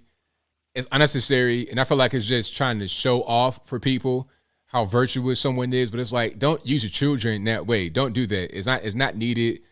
It's really child abuse, in my humble opinion. Yeah, hopefully people on the left wake up to this. They have to know what's going on. They see it on TV. Right. But that's all I had to say tonight. Have a good one. Well, thank you for the call, man. Definitely appreciate it. You're welcome. All righty. One more call. Let's do it. 504 on the line. Who am I speaking to? Hello, ABL. It's Alien Spaceship. All righty. What's going on? I was wondering if you heard of Wednesday. There's apparently going to be an anti-vaccination rally. Have you heard of this? No, I've not. Where's it going to be? Oh, I don't know. The Rapper 10,000 was telling me about it, and he wanted me to let you know that it was going to happen. And he wanted to know if you knew anything about it. I've not heard about it until just right now when you're telling me. So I'd like look into it, or maybe somebody can send me some information about it. I'll check it out and see what's going on. All right. I'll send you something about the vaccines. I remember I had a cousin he passed away from some complications. Like he told me about the Microsoft, and they have these this new technology where if you swipe your hand over something, you would pay something from the grocery store.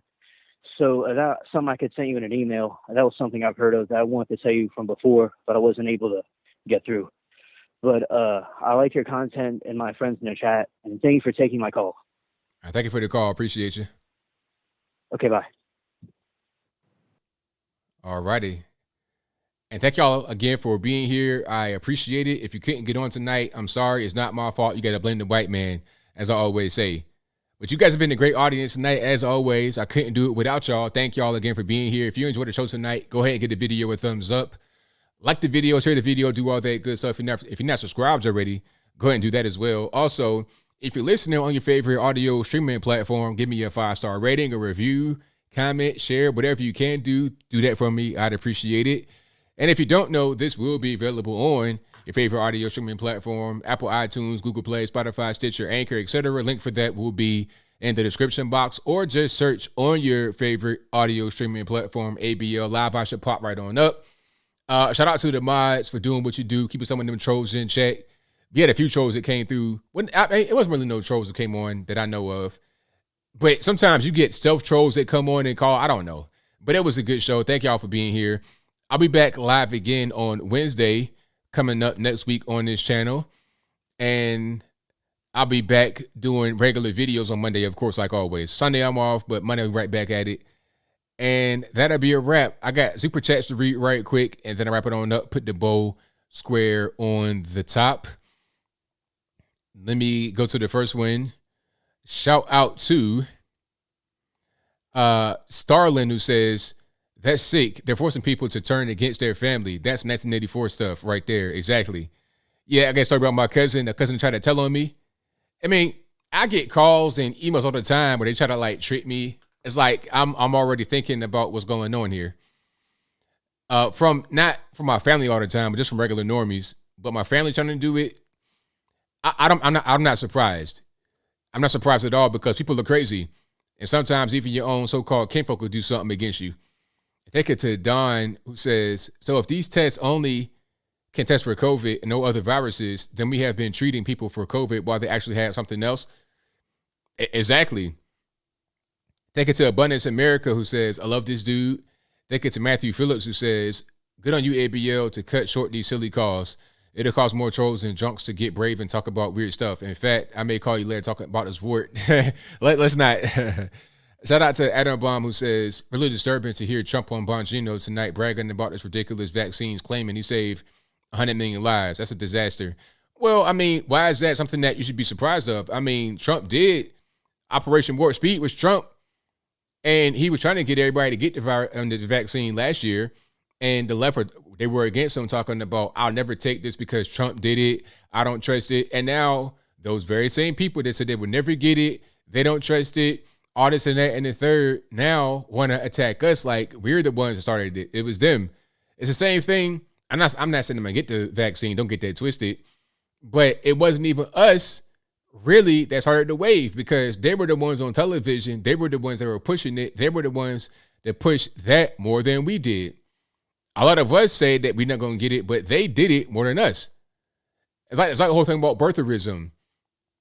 Everybody had questions about Barack Obama, where he was from. Hillary Clinton's campaign put it out at first. And I remember that because at the time, I'm still liberal, young and dumb. I voted for Barack Obama in 2008. I was mad at Hillary Clinton for putting that thing out there about the birther stuff when I was like 23, 24 years old, voting for Obama. Okay, so I remember that clearly because I was liberal back then, mad at her. But then they want to say, oh, it's the right. They talk about birtherism when everybody talked about that because are you from Hawaii? Are you from Kenya? It was a thing. It was a question. And then they want to make it be like a thing that we're doing and it's racist. Same thing with this whole vaccine thing. They want to make it be like we're doing it and we're just anti-vax and we want to kill grandma when everybody had questions about it when it first dropped. But now that you got a different guy in office, it's become a political weapon used against us. But Trump had the same stance throughout the entire time. I just don't agree with him on it. And it's fine for me to do that. And my thing is, I don't think Trump would be the kind of guy that forces it. He has it available. If you want it, go get it. If you don't get it. That should be how it is. And that's how I feel. If you want it, go ahead. Knock yourself out. Me, no. And don't try to bully me into doing it. Just like if you want to go to the corner store and get drunk, you can, but check it out. I'm not going to do that. If you want to, knock yourself out. Go get a bottle of that bum juice and swig it on down. Have a good time. Knock yourself out. I don't want it. That gets a Unifier TV who says, ABL, I'm trying to have some merch put together. Who do you go through if you can say, I don't want to get shafted? I'll tell you that off air. And shout out to Ryan Henderson who says, I will not comply. We free citizens, they work for you, not we for them. Fight for our liberty. There you go. 100%. And that'll be a wrap. So thank y'all again for being here. Couldn't do it without you. I appreciate y'all. And until next time, y'all be safe. I'm out. And peace.